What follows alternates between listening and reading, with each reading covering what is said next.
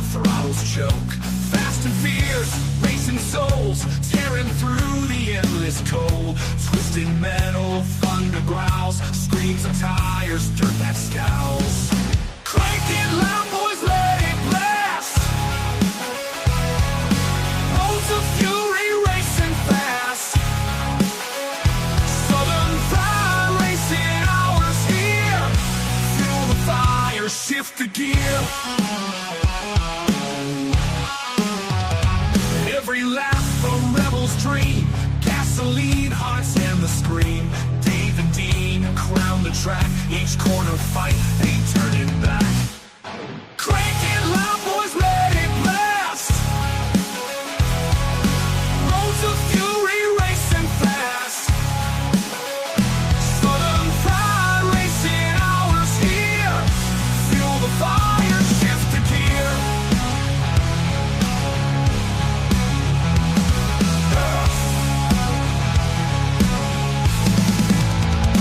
Nights alive, wheels embrace, burn the streets, set the pace.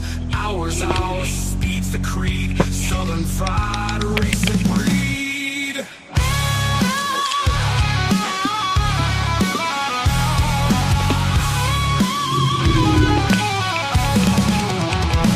Southern Pride, racing hours here.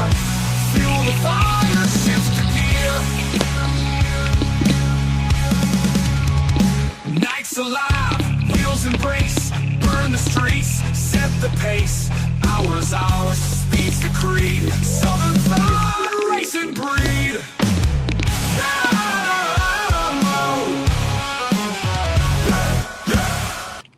Yeah, all right. We're here live on a Monday. Hope That's you've had a great Monday in the house with Biscuit Boy, The Chaser. the Chaser, Marine, and Michael. And Michael, say your last name because I think I've been saying it wrong. You hear me? Uh-oh. We've lost audio. Lost Michael. Michael, can you hear me? We've lost Michael. All right. We're going to have to figure out. No sound. I can hear you. I can hear you. You can't hear us. Okay. The volume might have. Now try it. Can you hear Can you hear us us now? now? He's gonna come back in. Okay. All right, we'll get him back up. We had audio. We're good. Those things happen. Live TV. Live TV. That's right. We were talking right before. He's coming back up now, and we're going to be talking about some dirt track. You get in that dirt, dig that dirt, man. Yes. And we appreciate everybody that's dropping in already. Yeah. Friends and family of his. We hope you're in here. Let's try this again. Can you hear me? I can hear you now. Yay! Yeah. All right. Can you hear me now? That's always the sheer panic of a podcast is 30 seconds before you go on live and 30 seconds after. That's when everything happens usually. Right. So we're glad to have you. And I was saying, say your last name because I think I've been saying it wrong. It's Lipe, and it's been that way my whole life. So don't feel bad. A lot of people get it wrong. It's normally Lip or Lipe or something like that, but it's I think Lipe. I was saying Lipe. Yeah. Lipe, Yeah. I think I was saying. Light. Lipe. Right. Yeah. We want to honor your name. So anyway, thanks for being on the SFP Racing Hour, and especially our dirt report, because we've been doing interviews with a lot of dirt track drivers and crew members, and just we're trying to get track owners on, and we've got that lined up too. But this is about you. We want you to tell your story. Thanks so much for being on with us, and tell us a little bit about you, whatever you want to share. And as we start out, just tell us how you got in this racing thing. I mean, everybody's story is unique, and so tell us a little bit about that. Now, you're in South Carolina, right? As I think we talked about it. Give our listeners an idea of kind of where you're situated, and then also where you race at. You can talk about that. Yeah. So I'm in Chesney, South Carolina currently. I'm born and raised from Asheville. So, a lot of people on the asphalt side of things are pretty familiar with Asheville Motor Speedway. It's been gone since 1999. Miss that track. A lot of people every day still wish it was there. I do myself, Yeah. That's kind of where it started for me was Asheville Speedway. I was born in 93, so I kind of got the back end of the Asheville Motor Speedway the last couple years growing up, especially once I knew what was going on. But just going and watching, my uncle and great drivers like Lee Tissett and Jeff Myers and local guys that's got pretty good reputation around here. That's kind of what got me started and idolized them, I guess you would say, especially my Uncle Philip. Watching him race and street stocks and things like that over the years. And I knew I always wanted to do it and be a part of it, and my dad was against it for a long time. I think it was more he didn't want me to get hurt. Yeah. But once I was old enough to get a job, the first thing I did before I even bought a car was buy a race car. You know what I'm saying? That was the first thing I did. As soon as I started making money, I started saving and bought my first race car. I bought a front wheel drive and started piddling around a little bit. And I've always kind of considered myself the little train that could. I've I've been in racing, around racing, and I've always wanted to race and drive race cars and work on race cars and be a part of it. So even if I've not been racing, I've been a part of it somehow. So you've been definitely bit by the bug. Yeah. Oh yeah. Once you get that bug, it's and it's a humbling sport. It's definitely takes backing and sponsors, and it takes a team, to be able to do those things. And so I took a little break for a little bit when my youngest daughter was born. So I took about a 4-year break, and then this past year, one of my best friends, probably really my only best friend, I talked to him pretty much every single day. I'm his second wife. I think his wife gets mad at me sometimes. I've been there. Yeah. And so, no, he gave me an opportunity. We kind of talked, and he had, he races pure stock Camaros on dirt over at a Harris Speedway and TR. Yeah. The Camaros are a blast. And again, growing up watching my uncle race street stocks and Camaros on asphalt, that was one of my dreams, is driving a V8, a big car, Yeah. And so we kind of, one thing led to another, and it's kind of snowball effect. Starting last August, got back into it, got a car, and he let me use some parts and his motor and transmission and stuff, and more than thankful for that. Getting into it last year, and before, when I raced, especially when I was a lot younger, I felt like I was very headstrong and wanted to be fast out the gate. And feel like I spent a lot of money and spent a lot of time tearing stuff up, Yeah. And so last year, when I got the opportunity with him, I kind of hit the reset button and slowed down a little bit. Down a little bit and kept the car clean. And so we took a couple weeks and just learned the car. Never been on dirt before. I've always been around asphalt. So learn the car, learn what the car does on dirt. Going from a 4-cylinder to a V8 is a big change. Front wheel drive to rear wheel drive, Oh, yeah. a big change. And there towards the end of the year, we started getting some pretty good speed. At the end of last year, the last 2 races, I finished 5th and 3rd. So I'm really, really excited about that and coming into 2026. And then along with that, we had some other opportunities with Hatton's Motorsports and Hatton's Towing with Adam Hatton. I'm grateful for them guys too, and being able to run a Crown Vic on asphalt as well over in That's cool. Tennessee. I love that. Yeah. And so it's kind of, like I say, it's kind of snowballed. It's one little, you get that bug again, and next thing you know, you're doing a million things. And so we've got a lot of stuff lined up for 2026. Pretty excited, working on a new car, getting really, really close. We're supposed to race next weekend on asphalt at Anderson Motor Speedway in the Crown Vic. And then just worked out another deal with my buddy, and we did a little bit of trading and swapping and stuff, and got a little bit better of a car for the Camaro side on the dirt, that side of things. And so we're going to run full time. We're going to try to run full time with the Camaro and the Crown Vic. We're going to travel around, and the Crown Vic series is we're going to travel around pretty much all over the Southeast, from South Carolina, North Carolina, Tennessee, and so. Yeah, you got to come over here and see us, man. I mean, Yeah. we have to drive a little bit. We lost a couple of tracks too, Yeah, but dude, Yeah. if you come over Tennessee, you need to do the I-75 racetrack because we're going to go visit there. Right. Yeah. Okay. It'd be great, Okay. it'd be great to see you, man.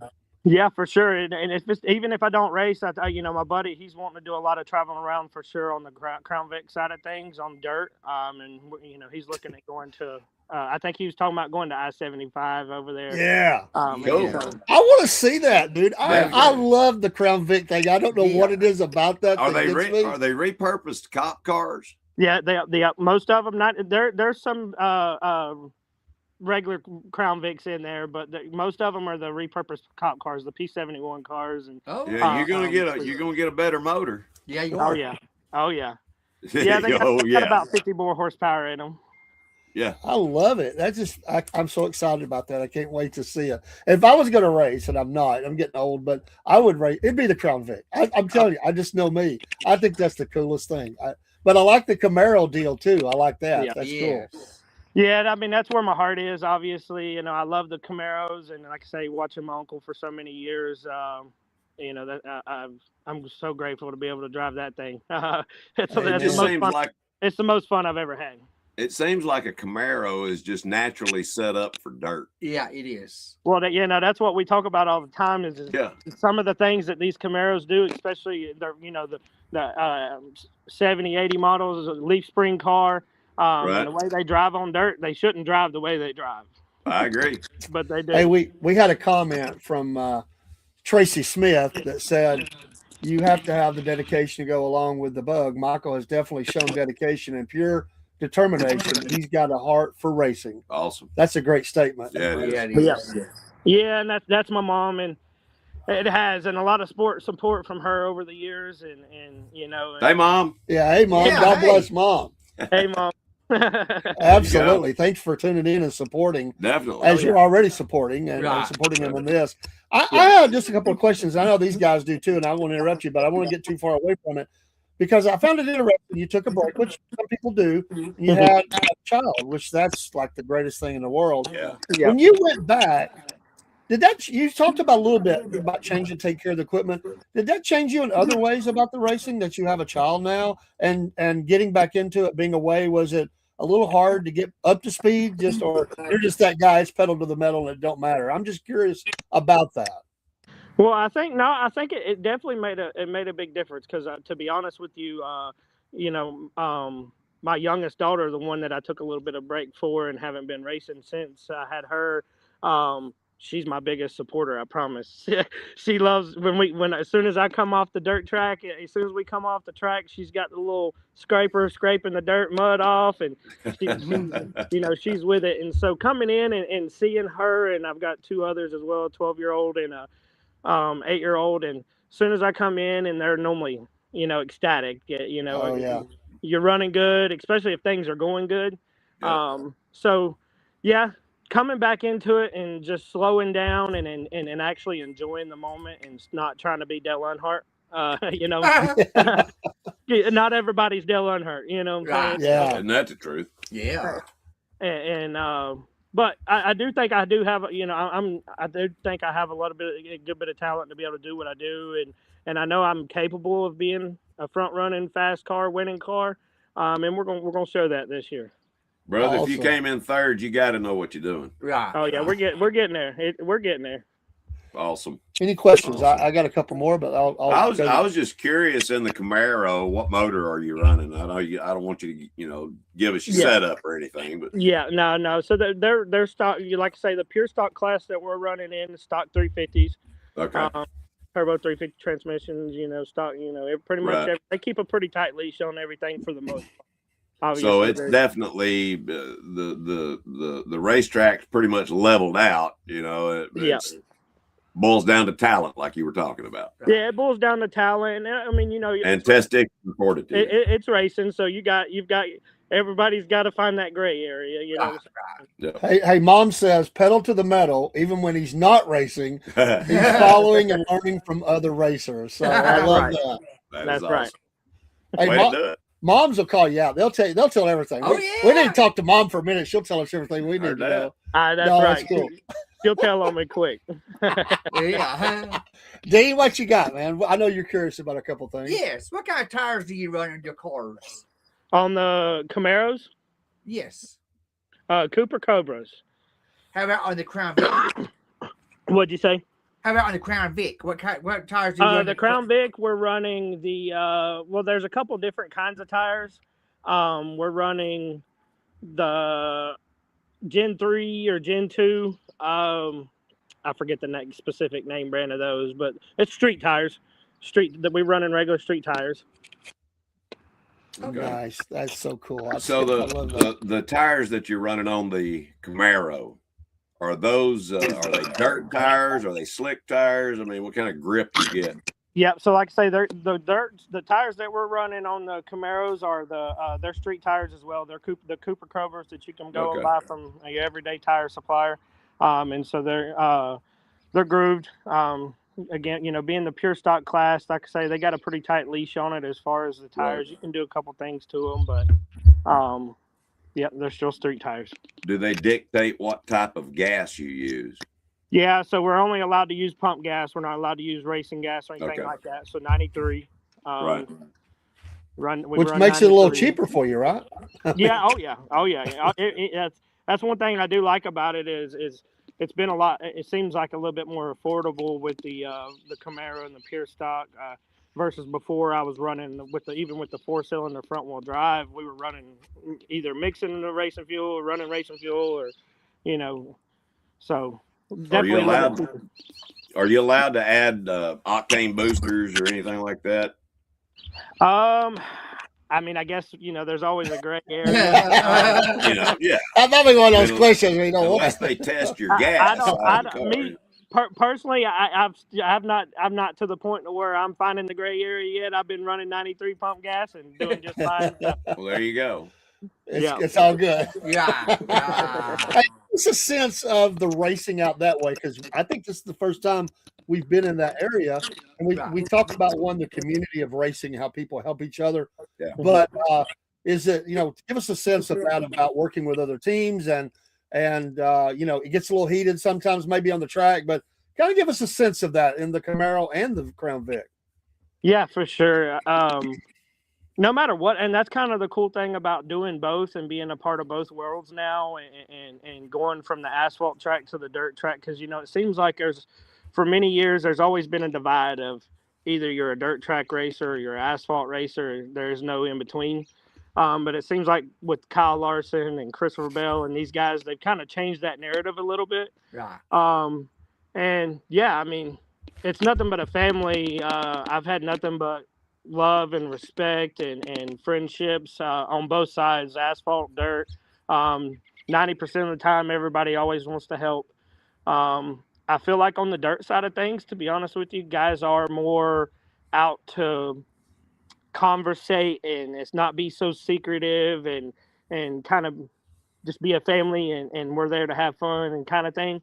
Obviously, awesome. On asphalt, them guys spend a lot of money on their stuff and take pride in what they do. And so I do feel like sometimes on asphalt, it's a little bit more secretive. Nobody wants to really help too much, Here's a little shout out for you. Remy says, "Hey, Daddy, she is so excited." That's my little princess, the one that I said that she's my biggest fan. She's definitely my biggest fan. Oh, Her name is Remy. Yeah, Remington. Yeah, her name's Remington. We call her Remy for short. Okay, Remington. Yep. How cool is that? I like that. I like this guy more and more. I do too.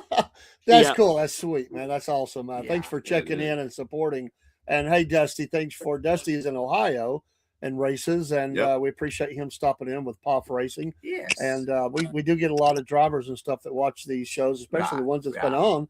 And it is a great community. It is. So yeah, and I think you're the first one that we've had on that does dirt and asphalt. Yeah. Which I think that's totally cool. Yeah. Like, and how do you keep that separate in your mind when you're going to different things? That's because that's a total different race. Yeah, it's gotta be. It's a different mindset. I will say, it is and it ain't. Because the good thing is the Crown Vics, they got with street tires. They're almost like you're on dirt anyways. As soon as you touch the Right. gas in them things, I mean, you have to drive with an eggshell, on asphalt. And Right, so right. as soon as you come up off the corner, you're sideways. So, hey, to be honest, I think it's kind of played in my favor a little bit with the car control and from going from dirt to the asphalt Crown Vic and doing that. I think it's going to benefit me in the long run for sure. I definitely agree with that because most people don't know how to drift a Crown Vic. That's right. Yeah. Yeah. Now I'm Hey, gonna tell Mom you, Fox there's some says, guys that don't get mess up on with the Mother wheel. Nature. We know all and can tell all. I bet. Oh yeah. That's it. That's the Chaser's mom, Me. and My mom. she'll rat him out in a heartbeat if Oh he gets, yeah. if Oh he gets yeah. out of control. Oh so yeah. Thanks, Mom. I just go to moms. I got the moms in here tonight. I love it. Yeah. Thanks, Mom. I know you tell all, know all, see all. And You you gotta tell love the all. mom. Oh, yeah. Shout out to our moms. Hey, Yes. Michael, I did a lot of Civil War reenacting, and they talk about seeing the elephant. It's like everything else goes away, and you're just in that moment. It like takes you back. Has there been a moment like that in racing where you're just like, it's like the adrenaline dump, man? You're like, wow, this is the coolest thing ever. And not even that you've won, but something that happened in the racing. Is there a moment like that you can go, I'm going to tell my great grandkids about that one. It just was so cool. Yeah. For me, it was probably in the Camaro.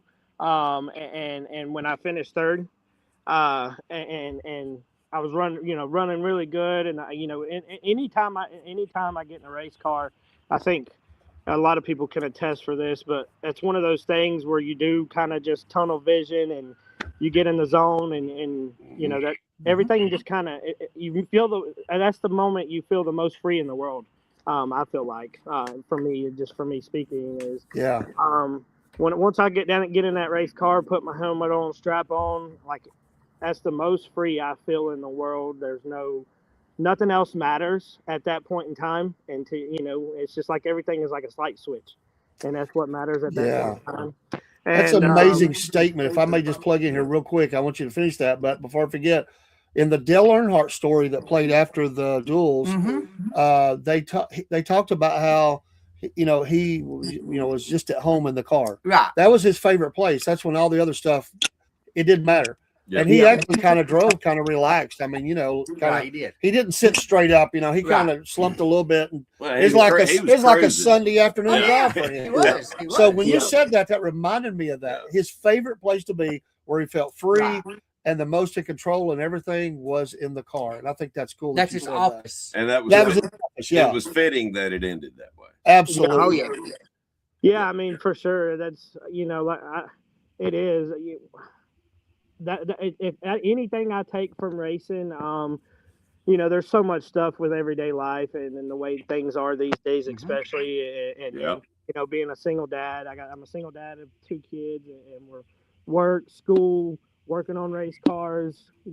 Literally as soon as you guys sent the link, that's what I was doing. I was driving, picking up my daughter, come home, and so we go to the race shop and we go do this in the afternoons, and so it's never a time to just kind of breathe a little bit. But I feel like that's that time as a racer that you get, and what's the most rewarding is when you sit down in that race car and you put your helmet on and you strap up. Yeah. Hey, Michael, hold your phone just a little closer. We're starting to lose you a little bit. Everything just kind There of you go. That's better. Yeah. Is that better? Yeah, it's much better. Yes. Okay. We can see your face too better. So he's probably like, I don't want that. No. Hey, we got another Received a little shout bit. out. Yeah, I know, man. I've got this problem. Nova, Raylyn, and Levi are watching and says, "Hey, Daddy." Oh. That's cool. That's cool. Yeah, and so that's my stepdaughter is Nova, and then my other 2 kids is Levi and Raylyn, and they're my world, and and they enjoy racing. My son Levi, we're actually building him a Crown Vic. He's 12 years old. Cool, man. I love Sweet. this. Get him one. Let him start early. We're gonna build him a Crown Vic. We're working on trying to work that out now and get him a Crown Vic built, and hopefully Harris Speedway on dirt has Young Guns division. We're hoping to get his Crown Vic built throughout the year and start getting him some seat time, and Then hopefully let him race some races towards the end of the year once he gets some seat time. He ain't never drove nothing, so I'm obviously I'm more nervous about that than anything, you know. Right. Now I understand where, you know, when Yes. I said now I understand, you know, before my dad didn't want me to race, now I'm like I understand why he didn't want me to race a little bit. Is because every time I think about it and we get started on talking about it or doing it, it's that day when it comes, it's going to be hard. Start him out in a go-kart. Yeah, we were going to do that, and I was looking at some go-karts, but I'm gonna be honest with you, especially these days with the tires and the stuff them go-kart guys are doing. It costs more to race in go-karts than it does the big cars. Wow. I don't doubt it. Oh yeah. I don't doubt it. Do you wear a Hans device? I do. I wear a Hans device. I actually, my little cousin Jacob York, he runs in late model, and he got him a new one, and he loaned me his, and so I've been using his for last year and this year. Cool. Hey, Mom said Levi is his daddy made over. He'll be just fine. Watch out, Dad.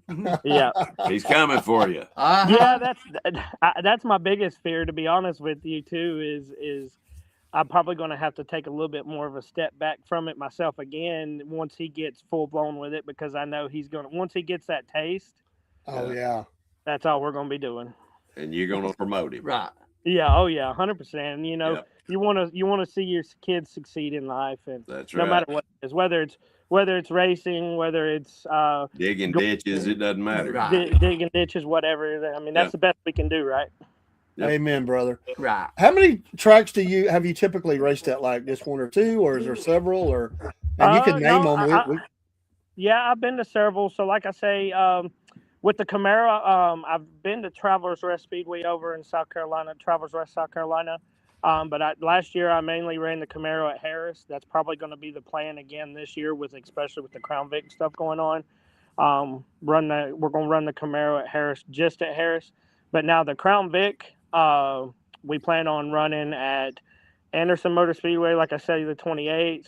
And then the schedule also consists of, I believe, Hickory Motor Speedway. We're going to rerun in Newport Speedway, Tri-County. Newport's over in Tennessee. Tri-County's in North Carolina down towards Hickory. Okay. Orange County Speedway, I believe, is on the schedule as well, which is over more towards the coast of North Carolina. So yeah, I'm going to travel around a lot. I've before, you know, when I was racing before, I've raced at quite a few places. I've been to Lonesome Pine up in Virginia, raced there. I've been to Kingsport, Tennessee, Newport. I've raced at Anderson before. So yeah, I've all over Virginia, Tennessee, South Carolina, North Carolina, pretty much within this region. I've been to a lot of places. Amen. What's your favorite track? Favorite track? Well, so Asheville Motor Speedway closed down in 1999. Mm-hmm. And our last race was in 98, into 98, into 99. And we went to Newport Speedway. And so I spent 15 years of my life with my dad watching on the other side of the fence, watching my uncle and stuff from 99 to 2015. Right. And so and then once I got a taste of driving Newport Speedway, I don't know if you guys are ever familiar with it, but it's like, they call it a baby Bristol. And it's got 28 degrees of banking. Wow. It's an asphalt track. Asphalt. Oh, it's asphalt. Okay. Yep. Okay. Yep. It's an asphalt track. And so that's probably my favorite track. That's my home track. I spent a lot of years there. I used to go when I was my son's age, 12 years old. I used to walk around selling pork rinds and beef jerky and stuff for a man that was selling stuff out of the back of his truck there. I used to walk around with a little basket and sell pork rinds and beef jerky. Wow. So yeah, if it's racing, I've been trying to do it no matter what it is. Well, I have a question for you. Yep. I know you've raced quite a few races. Yep. Has anybody ever spun you out or had any type of an altercation, and how did you respond? Yeah. Yeah. Yeah. I had to ask, man. I had to. Yeah. I would, like I say, when I come back to racing this year, I've kind of slowed down. Or this past year, I've slowed down and come in with a different mindset. Right. But I've definitely been known to be a little bit of a hothead. And when things happen, I'm not afraid to speak my mind. Right. And so yeah, I've definitely been turned around by a couple guys, and a couple things have been, race and deal. But then we all, you've always got those times where we're just being a little too aggressive. Yeah. Still Well, don't let me put ask up you. with it, but Yeah, let me ask you this. So the previous Michael, the one that would get aggressive, little hothead, would you say would be more like that old Michael, more like Tony Stewart or Kurt Busch? Which one would you say? probably a Kurt Busch, because I fly off at the mouth and fly off at the steering wheel too. Okay. I love it. At least Tony Stewart, he'd do it, move you out of the way, and still go win the race. Oh yeah, Yeah. he would. You Yeah. know what I'm saying? So definitely a Kurt Busch. Kurt Busch has been successful in his career, but I could see that resemblance there with the hot That's head. cool. I just thought of that. Who was your favorite NASCAR driver growing up? Who did you like? Kyle Busch. I've been a diehard Kyle Busch fan. It fits, man. Yeah. It fits. I can see it. That's great. I love it. Hey, Mom said y'all need to help me get him in Tennessee. Absolutely. Yeah. And she said, "Yep," with an exclamation mark. I think that was on the aggressive part. Yeah. So I have said, and me and Dean and all of us, one thing we want to do with these interviews, and Right. that's why I appreciate you mentioning the track, and we want to tell your story. But we got to get people going to the track. We got to get these races filled up, because if we don't, it's gonna die out. Right. How is attendance Let's going in see. the areas you've been? And we know it's a great family value to bring everybody to the track. It's not like going to a NASCAR race. That's fine, but these tracks are affordable, man. That's You know right. that more than I do. Yeah. I agree 100%. And that's one thing about going to different racetracks and going to all these different racetracks. You see, you go to this facility, and whether it's a big money race or a big race or not, the attendance is just down. Right. And a lot of these newer racetracks that's been revamped, like Newport Speedway has been one of the ones that's been revamped, and I think they've done a really good job with the fan interaction, and just the facilities are up to date and clean, and I think that's one of the things that over time, greed gets everybody. With and so I think if a lot of these racetracks, if they'll work together, that's one of the cool things that me and my buddy was just talking about with Harris Speedway and Travelers Rest Speedway is, they just had their points banquet this past Saturday. And it's two separate racetracks, I believe owned by two separate people, but they work together. They got the similar divisions that race on a weekly basis. They did their points banquet together. Their rules packages are together for the most part on most of the cars. And so a lot of tracks, I think, just need to do that. And the fan interaction is a big thing. That's one thing that I'm trying to push, growing up. Since I've got back into it, and that's what I'm working on right now with a couple people, is when I was growing up, we used to go to the malls, to go to the mall, and they'd let us, once a year at the beginning of the season, you'd have all the race cars sitting inside the mall or something like that. Or they used to do a lot of those things when the Asheville Speedway was around, or go to Ingles, the grocery store, and the race cars sitting out front. That was sponsored by Ingles. And not even whether you're sponsored or not, if these communities, because at the end of the day, it drives, people coming out of town to that community, it drives up everything, and it does. Everybody benefits from it. And so I think if all these tracks and communities would just work together, and all the drivers too, and do their part on going to the schools. Like one of the things I'm trying to work on right now is like a career day or show and tell day or whatever the case may be. And I want to take the cars out to the school and let the kids see it and get as many kids involved in as we can. And I was just thinking about that. Is there a connection to the schools?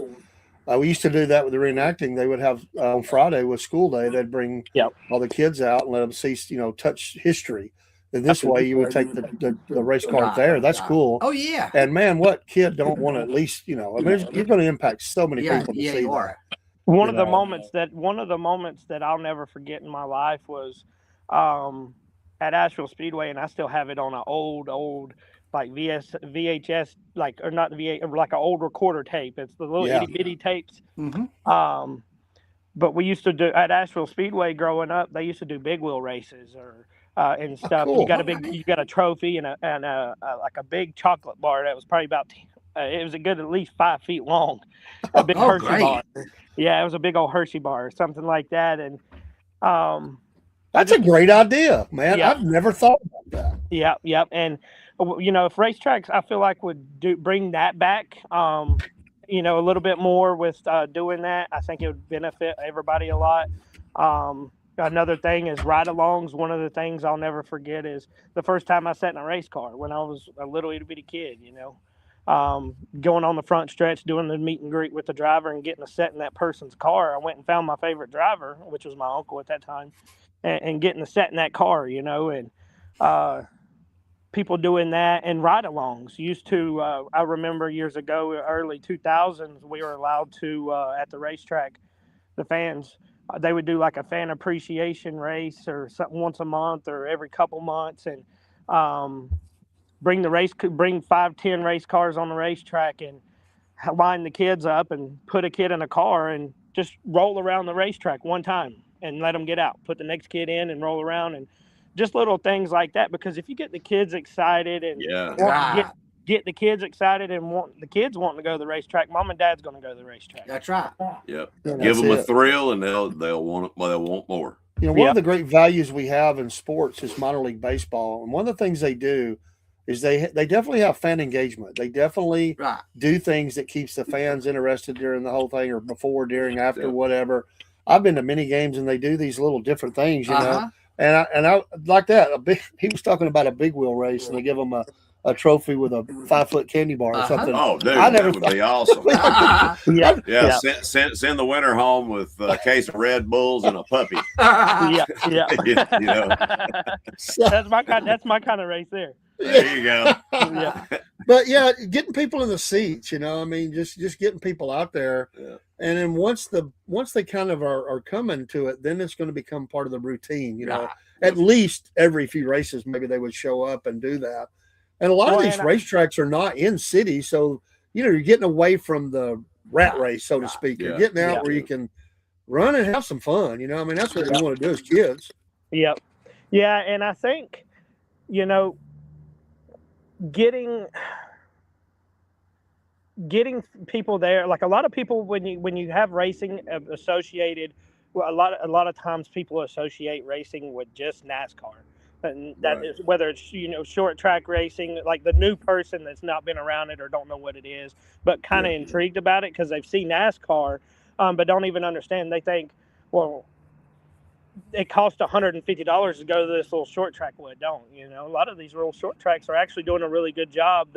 I've seen prices of intermission go back down, where kids 12 and under is free. Good. That's good. $10 or $12 for an adult to get in, and that's amazing. That's how it used to be. I mean, $10 for an adult to get in, kids 12 and under free, $5 for 12 and up, or 12 to 18, something like that. And a lot of people, but I think that's where the dotted lines just aren't connected, where we don't have the community to fan to racetrack connection. If we were doing more of those race car sitting in front of Ingles, race car sitting at the outlet, or, at the outlet malls, or the mall or something like that, and just drumming up and talking to people and handing out flyers. Here's this weekend's event, kind of thing. And people know it's not $150 to go to a short track race and just watch, Well, that's what we're trying to do for you guys, is let you guys come on and tell everybody that. And another thing I think nowadays, I've not mentioned it in any of the interviews we did, but instead of, sometimes we run from technology, we need to run towards it because it's not going away. People can gripe all they want. Right. The kids got phones, and But there are things you can do within those to make it something they do at the track.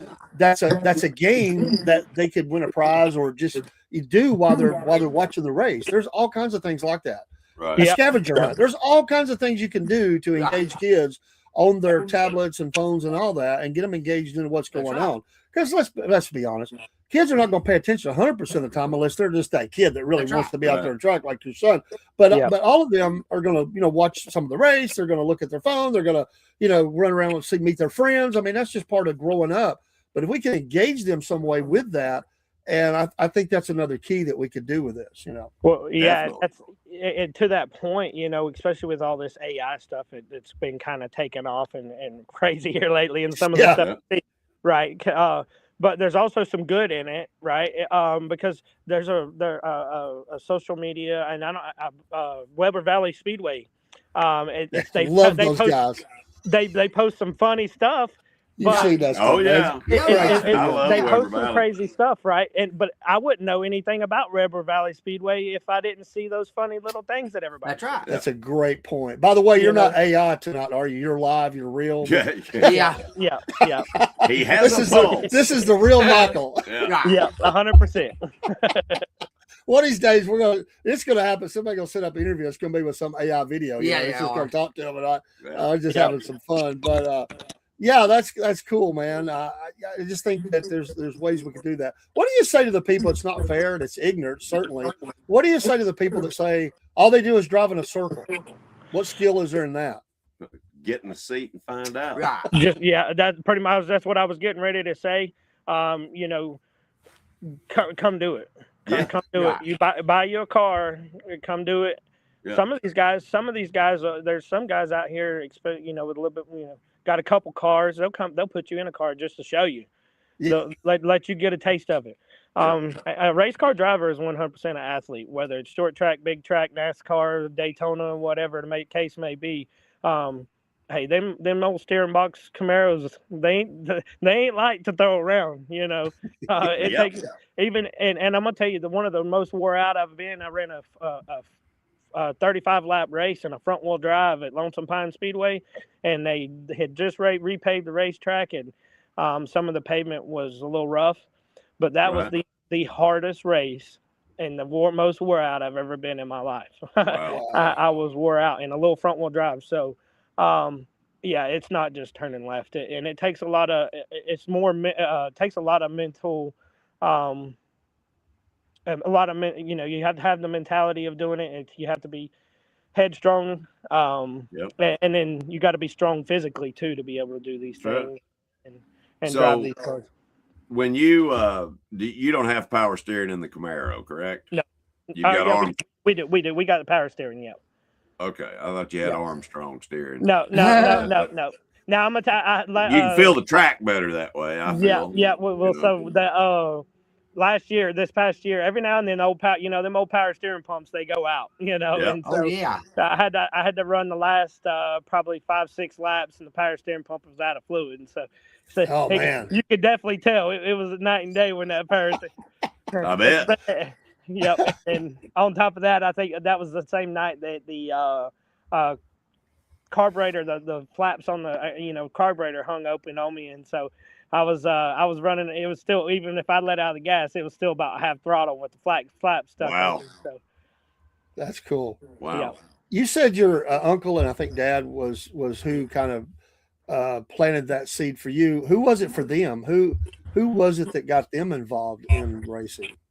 Being around Asheville, my dad for sure was just around it, running the roads as a kid, and he left home at an early age. And so he went and hung out with people like, he always talked about hanging out with people with like Johnny Chapman and Bosco Lowe and all these guys and running around and hanging around the racetrack in the Asheville Speedway. And so my Uncle Philip, his family's the same way, before we were, I think he got a late start into it. So I believe my Uncle Philip actually got into racing by women. Like somebody had asked him to drive back when he was like in his late 30s. So it was kind of a late start for him. And I think his We actually brother hear that a raced it. lot, that people get into it late sometimes. Yeah. Even in their 40s and 50s. I mean, some Yeah. I people. think at 60, I can still do it. Yeah, Yeah. Yeah. That, I mean, I love it. I do too. yeah, just loving it. Did you watch the Daytona 500? Did you watch that race?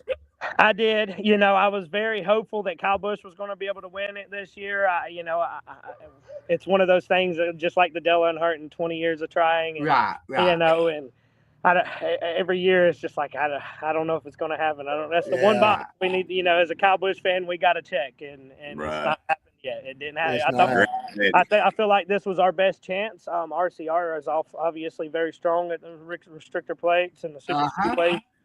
And I feel like this year was his best shot at it. Hopefully, we'll see what next year holds. Obviously, with these 1 year to 1 year contracts, Right. RCR, we don't know what's happening next year, but yeah. Well, maybe he'll get him one dialed in. Yeah, And there was some pretty good hits in that race. Yeah, there were. So that leads to my next question: is have you had one of those rolls or a hit that you went?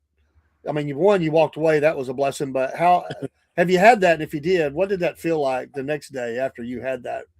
Yeah, hit? it hurt. So I've raced over. I don't know if I mentioned, but I raced over at Kingsport Speedway over, and they call it the Concrete Jungle.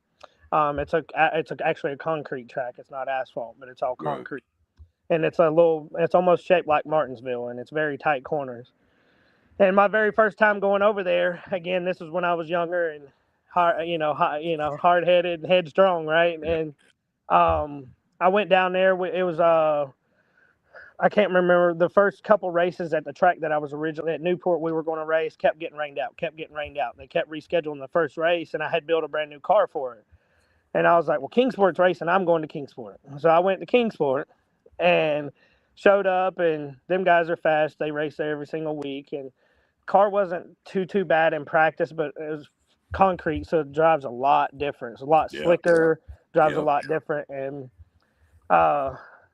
so practice, I was a little bit off, and so I decided to change the right rear spring, throw spring rubber in there, and went out for qualifying, and went off into turn 1 and 2, and it got out from under me, and I tried to make it up in 3 and 4, and I don't know. I can't even tell you what happened between when it caught. I overcorrected. It caught, and I hit the wall head on. My buddy's sitting up in the stands, and he said he felt the ground shake.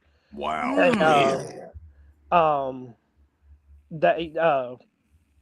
when I hit the wall, I went down towards the pit wall, and then I got out, and I was shook up, but the adrenaline was pumping then. But then once everything kind of wore off, I got back home the next day. I had, the seatbelts I was black and blue from the seatbelts. I bet. And my whole inner thighs and my groin area was black and blue for it took about 3 weeks. It was black. Everything was black and blue. It wasn't fun.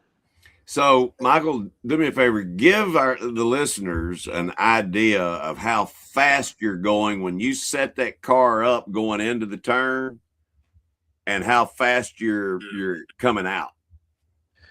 You talking about speed wise? Yes. It varies, I guess, obviously with which track. On dirt. Right. I'm gonna say consistently. At the end of the straightaways, we're probably going a good 70 to 80 miles an hour off into the corner, and you're slinging that Camaro off in there. Depending on how good you got the car hooked up, I say you're still probably coming up off the corner running at least a 45 to 60 miles an hour, and back down the straightaway up to 70, 80 miles an hour. On the Crown Vics, it depends on what track. On asphalt, it depends on what track you're at. I mean, there's some tracks they're probably pushing 95 miles an hour, 85 miles an hour for sure. Some of these bigger tracks. Newport's a little like tight, high bank track, probably pushing about 65 to 70 miles an hour over there. See, people don't think that sounds fast, but get behind the wheel. Exactly. It is fast. I always like to tell everybody is don't do it. Let's don't do it. But just imagine going down I-85 running 80 miles an hour and just turn hard left. Yeah. Yeah. Kick the ass end out. And don't lift. Don't lift. Yeah. Right. Turn hard left and don't lift. You know what I'm saying? It's not.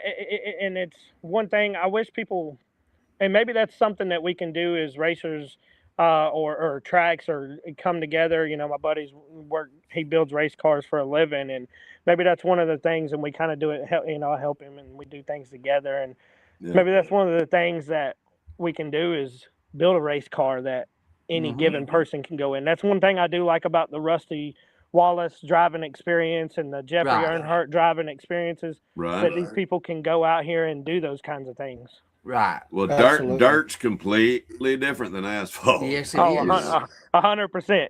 I'm here to tell you. Yes. But it's been the most fun I've had in any car. The Camaro on dirt has been the most fun I've ever had. And them super modifieds, that's a completely different story. Yes, it is. Yep. So when you go to these different tracks, whether it's asphalt or dirt, or even either one at different tracks, rules are they about the same, or are they differences for some tracks that you have to really watch so you don't get disqualified when you're going to these different tracks? Yeah, that's the bad thing about the pure stock Camaros that we're running is Harris and TR work really, really good together. But I can't go in. We really can't take our race car and go anywhere else to race. So we can go over to Cherokee and Gaffney, South Carolina, and run. But I think the rules are a little bit different. So if we want to be competitive, we got to change a little bit. They allow a little bit more leniency, I believe, on a couple things. I might be wrong there, but that's about it for the Camaro. As far as unless you want to start spending some money on some racing shocks, because if you want to go anywhere, I'm a race car driver, just like anybody else, and I go to the racetrack, I want to win, right? Sure. I want every time I go to the racetrack, and so if you want to go to a racetrack and have a shot at it, you're going to have to go anywhere else. You're going to have to spend some money to. It's a lot more. The rules are a lot more open, and I feel like that's a good thing and a bad thing, because then you look at those racetrack where the rules are a lot more open, and where our rules at Harris Speedway is kind of tight. On any given night, we can have 20 Camaros out there on the racetrack. That's awesome. And you look at some of these other tracks where the rules are a lot more open, and you got guys that's got big money and maybe a little bit of favoritism and things like that,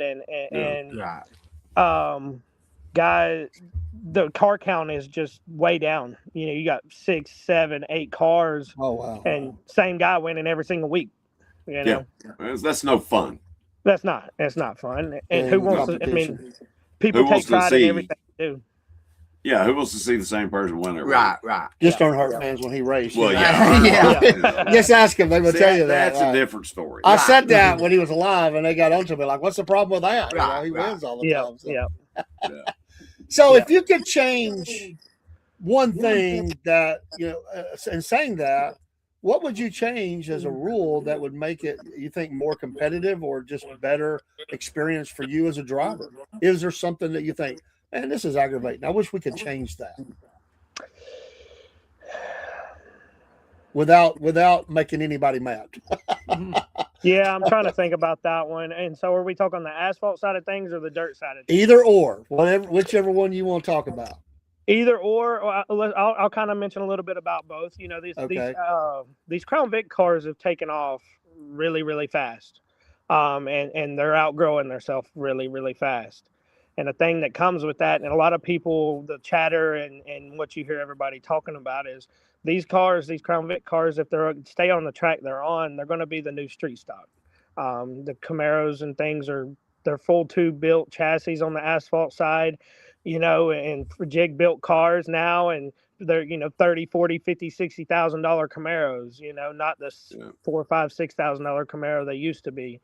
Right. And so these Crown Vics are turning into the new street stock eventually, I believe. And I hope they keep a cap on it, because everywhere you go has the most, like that division, the Crown Vic division has the most car count out of any division there is there that night. Wow. On any given night, I'm 100. I feel confident saying that on any given night at any given racetrack, the Crown Vic division probably has the most cars.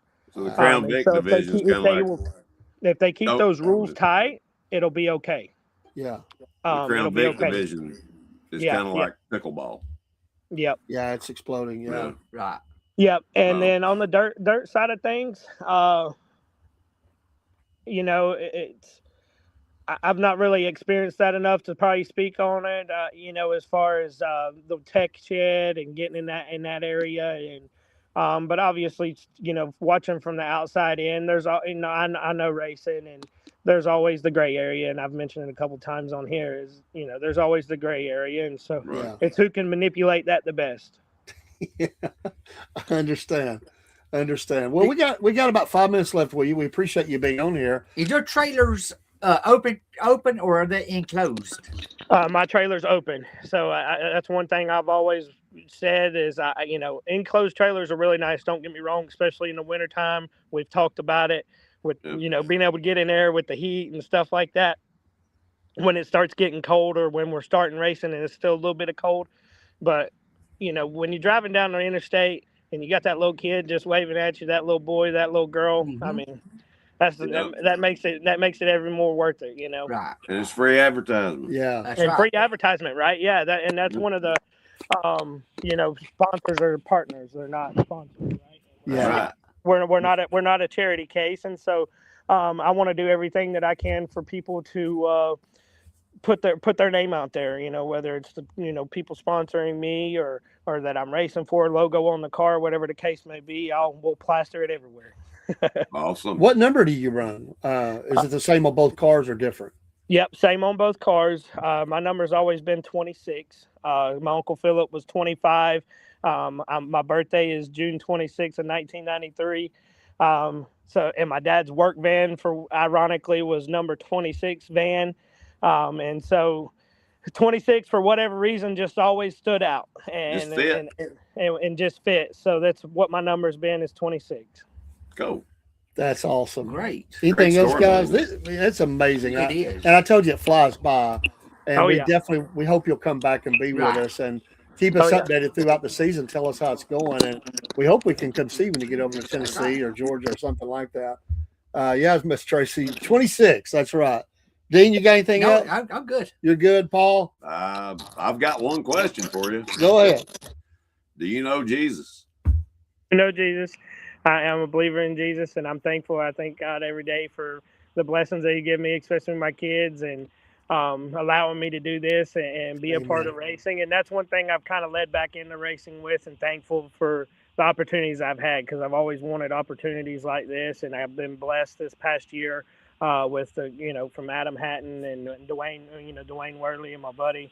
And Johnny Taylor letting me do this with the Camaros and the Crown Vics and helping me with it and just being so involved with it. So, yes, sir. Amen. Awesome. Good. Anything else you want to share before you get out of here? And again, thank you for the time Thank you. that we didn't touch on, or a shout out to anybody or a partner, and put on the car, anything. Just it's your time, brother. Oh yeah, no, for sure. I appreciate you guys having me on. It was an honor when I got the message and you guys, hey, you want to be on, and I just want to give a shout out to my kids. Obviously, I know they're watching. Remy, Raylan, Levi, and then a shout out to all my partners. Stanley Steamer is a big supporter of mine, and a partner of mine on the race cars, on both race cars, and my son as well. And Adam Hatton and Hatton's Towing and Hatton's Motorsports. And they also have Hatton's Tire and Wheel, letting me be a part of his Crown Vic division this, car and driving his car this year.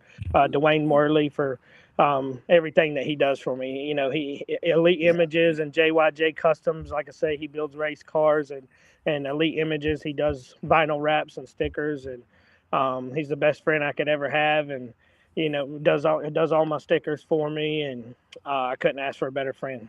Good. Awesome. Just so you know, the show, the interview will stay out there.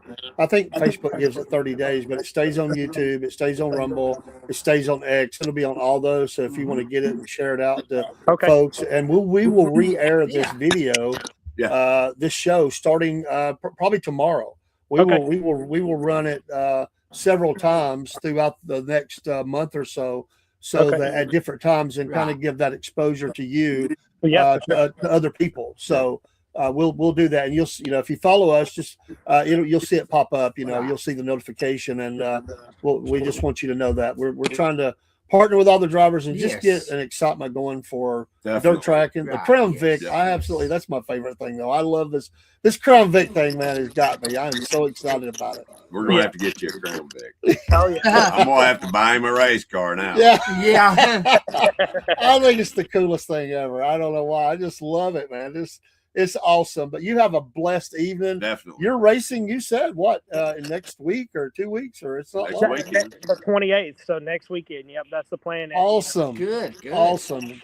That's a great kickoff. That's the first one. Well, it's getting around that time. And the weather has been wonderful Yes, it around is. here the last day, or it was rain, but now it's really sunny, blue skies, Yeah. warming up. I don't know what it's Yes. like in South Carolina. Man, the weather today was amazing. It was beautiful. Yeah, it was beautiful today. It's starting to get a little chilly right now. I'm out here. Yeah. Starting We're to get a gonna little let- chilly, but it was beautiful today for sure, and I appreciate you guys.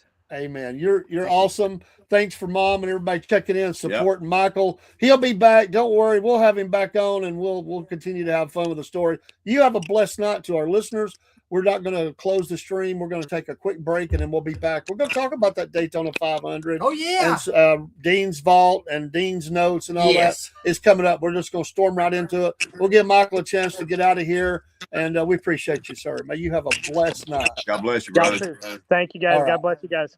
All right, bye-bye.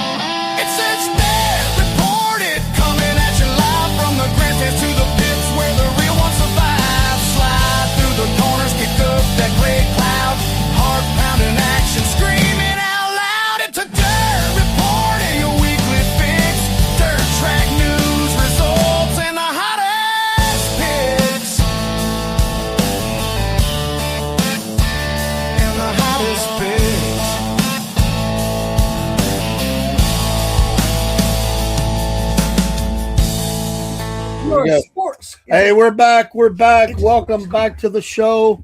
It is good to be here. Wow, what an interview. Yes. Dean, Chaser, and Biscuit Boy, Paul, and Marine, and Cornbread Dave in the house. That was fun. Yes, And, it was. Great people. If any of you are still Yes. watching it was connected with, to him or to him himself, we salute you. Oh, Most yes. definitely. Was a extreme blessing for us. And we're going to, and thank you, Barry, for the like on the show. We appreciate Barry stopping in. He don't always Yes. come on the racing show. Thank We you. appreciate him doing that. Was all the cats watching too?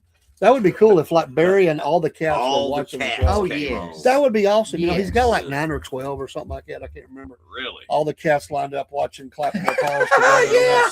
That would that's be strong. cool. Yeah, That it is would. strong. That would be cool. Well, we're going to finish talking about.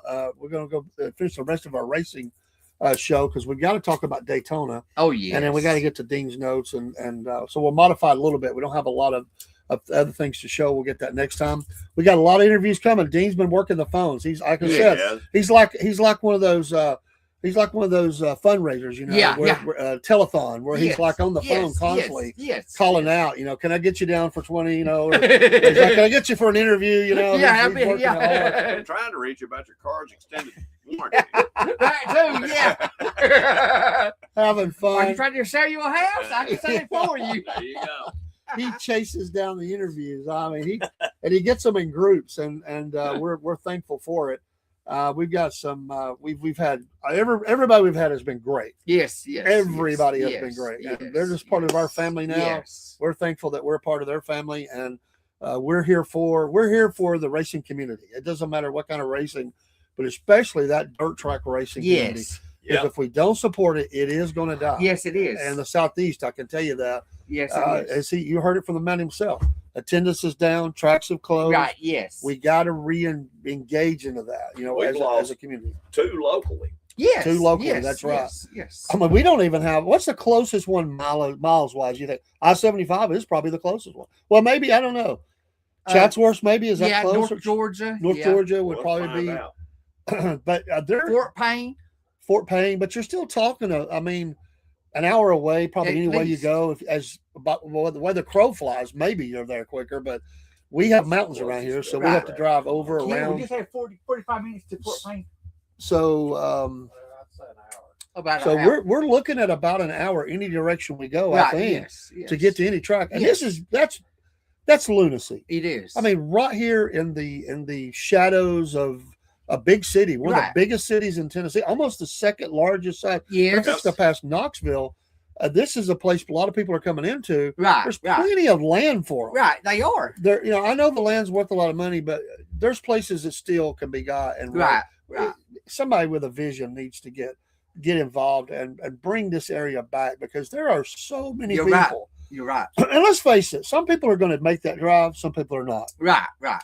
If it's in your back door and it's 20 minutes, that's a whole lot different than an hour. Yes, it is. Because let's face it, they're thinking about kids. I got to get the kids. You know, we got things to do. We got to get back. We got school this or whatever. I know maybe it's a weekend, but you know they got church or maybe That's or right. something like that. And they just we need one That's closer. right. That's right. I want to go to these other I tracks. do too. I want to go to all of them, but we got to have one here. So Oh, we forgot about this one.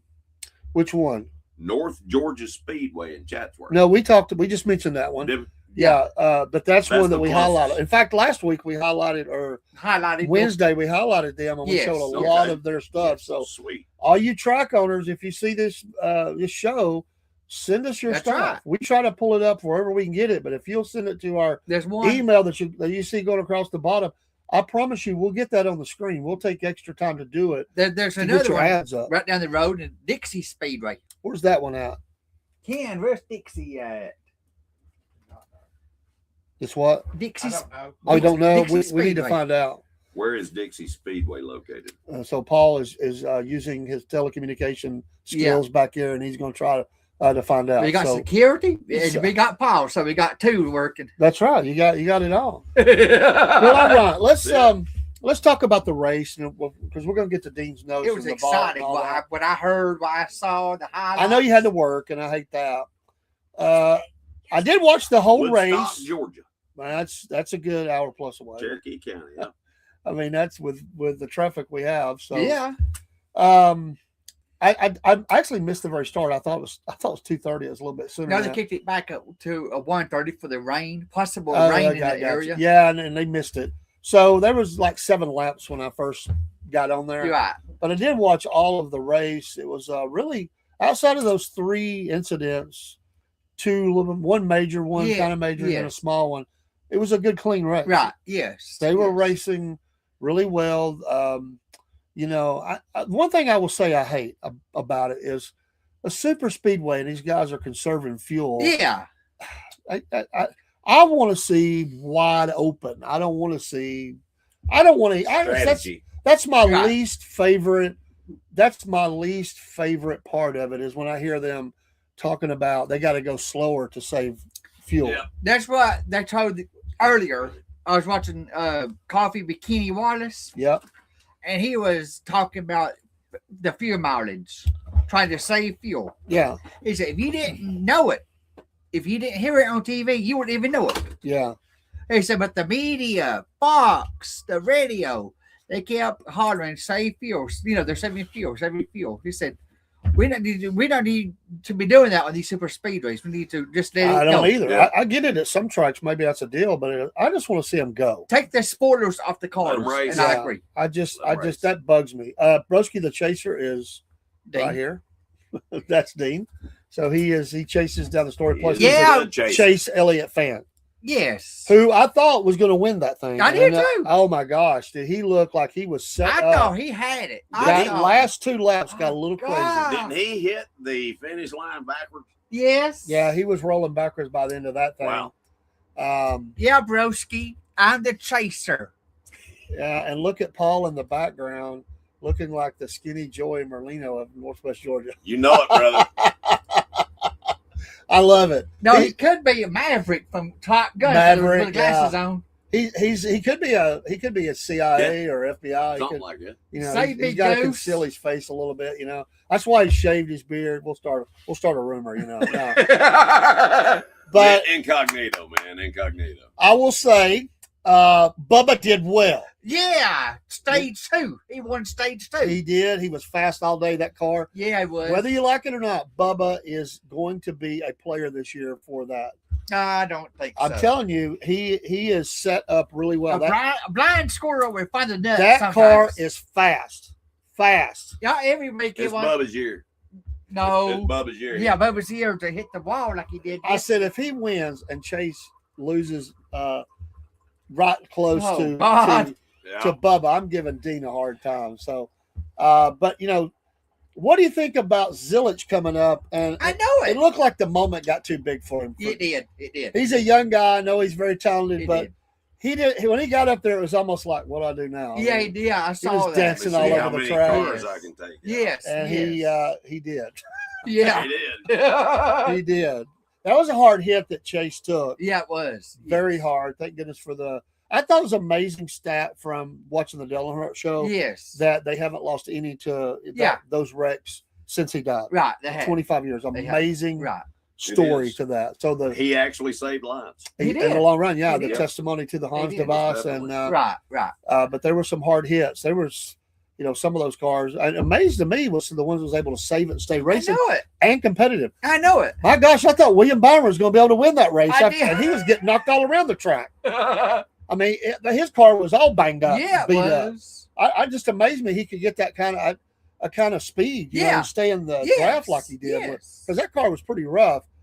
Well, don't they say Rubbins racing? Yes. There yes. were a couple of temper moments. Some Yeah, people are yeah, not happy with yeah. a couple of drivers. Yeah.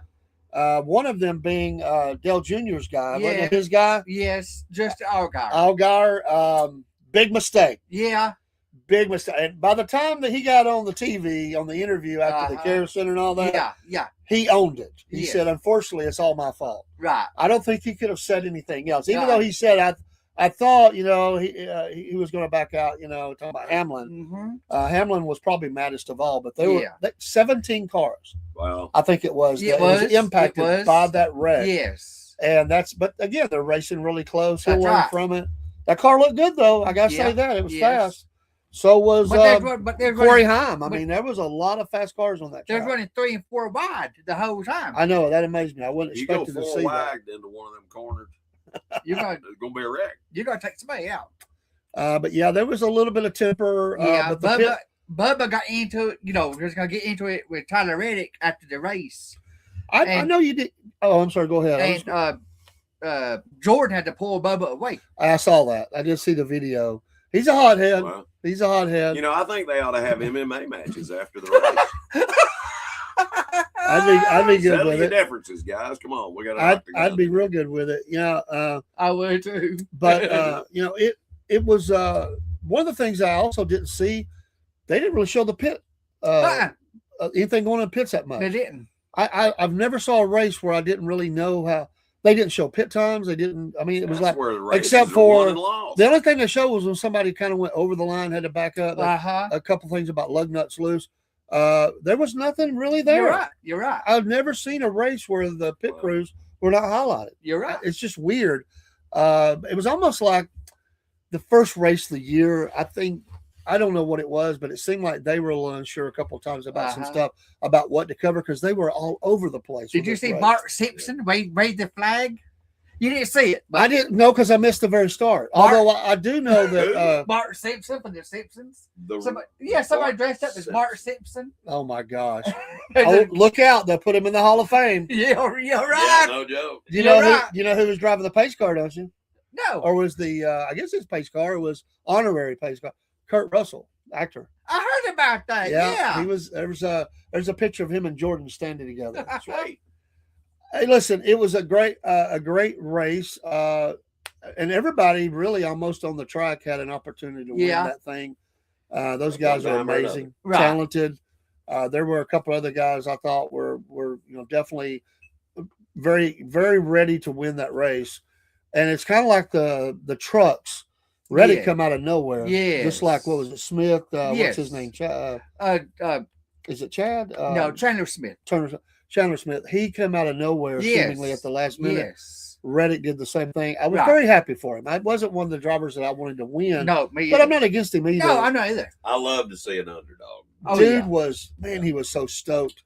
And I loved seeing him get that. I do too. When some of there was a couple of drivers there I didn't want to see. Right. I mean, I'll be honest, but I didn't want to see Bubba win. I didn't want to see that. I did. Man, we came close. That was Jordan's first Daytona win. Yes, right? it was. Yeah, it But was. He It has was. one other. Yes, His teams have yes, one other. yes. Well, that would have been the creme de la creme if Bubba had won that. Oh man, Jordan's birthday, his first Daytona. But he was in tears, man. He was. He was greatly moved. He was. I know he enjoyed all of his basketball accolades, but I don't know if this one might have meant just a little more because it's so hard to do to win the Daytona. Yes. And they've got some competitive teams. A Yeah, couple of their drivers are jam yeah. up. They're good. I Yes. mean, Reddick Yes. and Bubba Yeah, is going to be in there all year. In it to win it. Bubba. No. How old is the Daytona 500?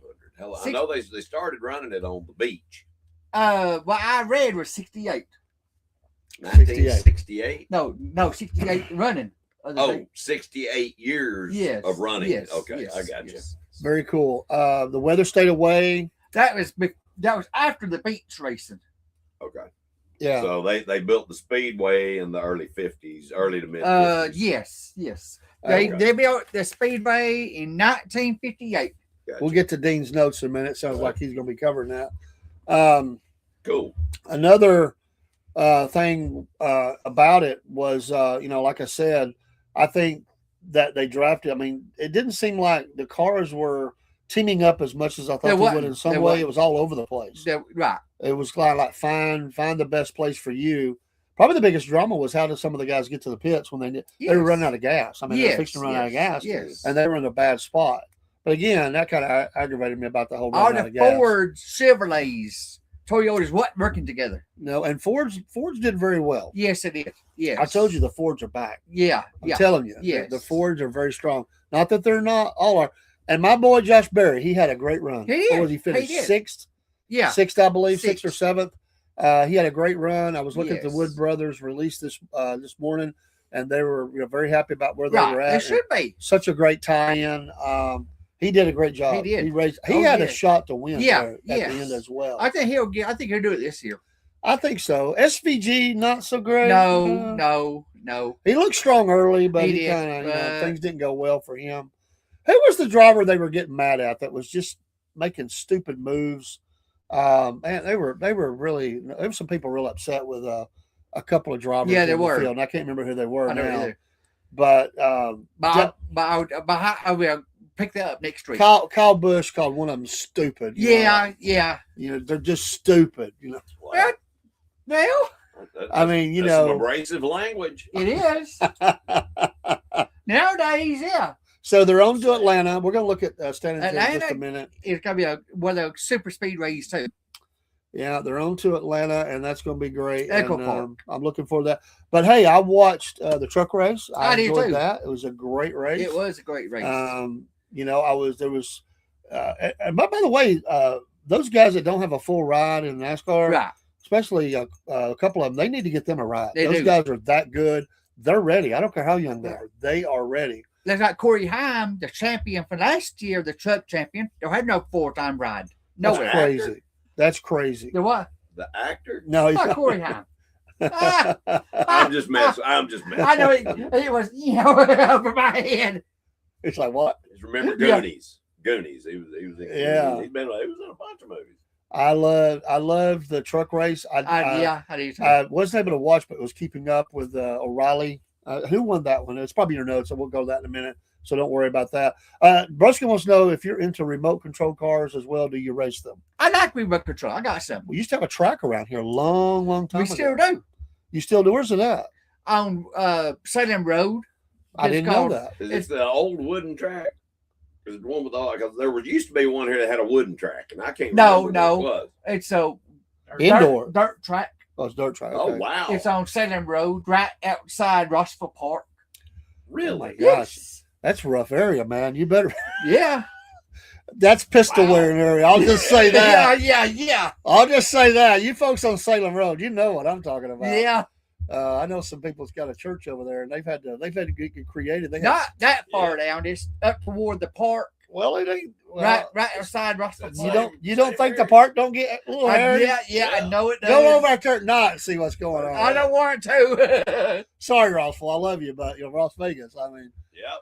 Everybody, your piece there. We're gonna find out. and he wants to know. He wants to know: do you feel the need for speed? Yes. In saying that, we need to take a moment and honor a great man. I think a Yes. great man. Yes. One of my favorite actors Robert Duvall. passed today at the Yes. age of 95, I think I think it was 95. Yeah, there's He's not on the enough short words. list. He was on the short list Yes. of the best actors Yeah. to ever Yes. pursue the Yes. art. Yes. I love Robert. I do He too. was not a Hollywood type guy. He wasn't. I think he had Pig Farm out in Yeah, he did. South Carolina, I believe it is. Yeah. He's a great. I hate that. And I do everybody passes, and he lived a long life, but I Yeah. miss him. And of course, he has a racing tie-in, Yeah. Days of Thunder. Days of Sure Thunder. does. And That's right. we miss you, Robert Duvall. Salute. That's right. Your legend status. Oh yes. Favorite Duvall movie? It's really hard. I mean, yours is probably Days of Thunder. Yeah, it is. It Mine's is. Open Range. Open Man, Range is but good. you got Open Range. You got The Godfather. Yeah. Yeah. There's so many. I mean, you've got. I mean, Unforgiven. Yeah, that was a good one. not He Unforgiven. wasn't- Not he in wasn't Unforgiven. in He was in Oh, the other. wasn't He was in a lot of westerns, but not that one. But he was. Okay. What was the other one That besides was Gene Open? Hackman. Oh, that's right. You're right. Yeah, another great one we lost last Yep. year. Yes. You know? Yes. But yes. I love him. Of course, Lonesome Dove, and Yeah. I mean, legend. What do you say? But That's even right. even Yeah. smaller movies, a lot of people don't remember, were great movies. I Yeah. mean, Hey, did either one of you see the movie something Tigers or something that it was him, the kid that did I See Dead People. You know, that kid, Haley Joel Osment. yeah. And, Yeah. And another big time actor. Yeah. Paper Tigers or Paper Lines or something like that. Lines. Something with lines in it. I Yeah. cannot remember. Oh. Folks, help me out here. I need y'all's help. Just great. And there was another movie that he did not too far removed from Open Range. What was that other one? I loved it too. Where they had the What movie was the it? Chinese Joel Osment. girls that he rescued. They're running the horses. Yeah. What was the name of that movie? Oh my gosh, that Oh was man. Thanks. that was a great movie. But anyway, Robert Duvall, Oh, yeah. legend. Yes. Yes. Just an amazing actor, and of course, The Days of Thunder. Yes. What was his name in Days of Thunder? Oh, I caught him off guard. yeah, I you figured did. you just throw that right out there. Harry. Harry. Okay. He was the crew chief. Yes, right? yes, Crew chief, yes. yeah.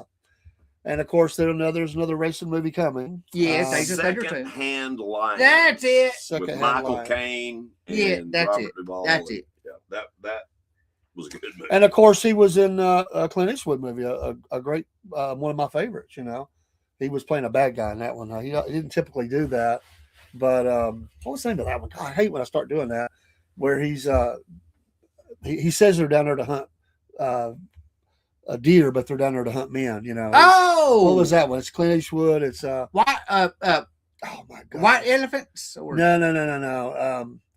Anyway, somebody will pop it in the chat. I cannot remember that, but anyway, shout out to him. So anything about the race on Sunday or any over the weekend? Well, I saw. By the way, I love the purple of Bubba. That purple car that looks cool on the track. Oh, Just want you to know that. Yes, I noticed that. It looks good. Yeah, it did. It's not- but still, Bubba ain't gonna perform like he should. Well, yeah, so far you're wrong. I mean, the guy, what he finished 7th. Yes, 7th. Yeah, so top 10, buddy. Top 10, and And I said a while ago, a blind squirrel will find a nut sometimes. I think you're gonna be surprised this year. The Bubba train is rolling forward. He's looking Right now, really yeah, good. right now. But he'll derail. Yeah. He'll derail. He'll hit the wall. derail. Yes. Chase better leave him alone. He's a big boy. He's a big boy. Riley Herbst is the one that took Chase out. Yeah. Well, he bounced the guy. Chase was doing good. He I was thought doing good. He had the speed. he That's did for have the sure. speed. So Riley Herbst went down and clipped. Who didn't do good? Like Oh Lord. some of them didn't perform well. By the way, Brad Keselowski had a great. He did. Y'all were dogging him like, oh, he ain't no way he's a top 15. He was top 5, baby. This he looked really Yes, good. yes. Did you see it? He was walking on a cane yesterday. We were walking on the cage. I said, the lag. He ain't worried about it. He said, No, once he you in a car, you're That's rolling. right. That's right. Y'all better back up on that top 30 talk and all that. This guy looks good. I mean, he's got the car too. Joe Kidd.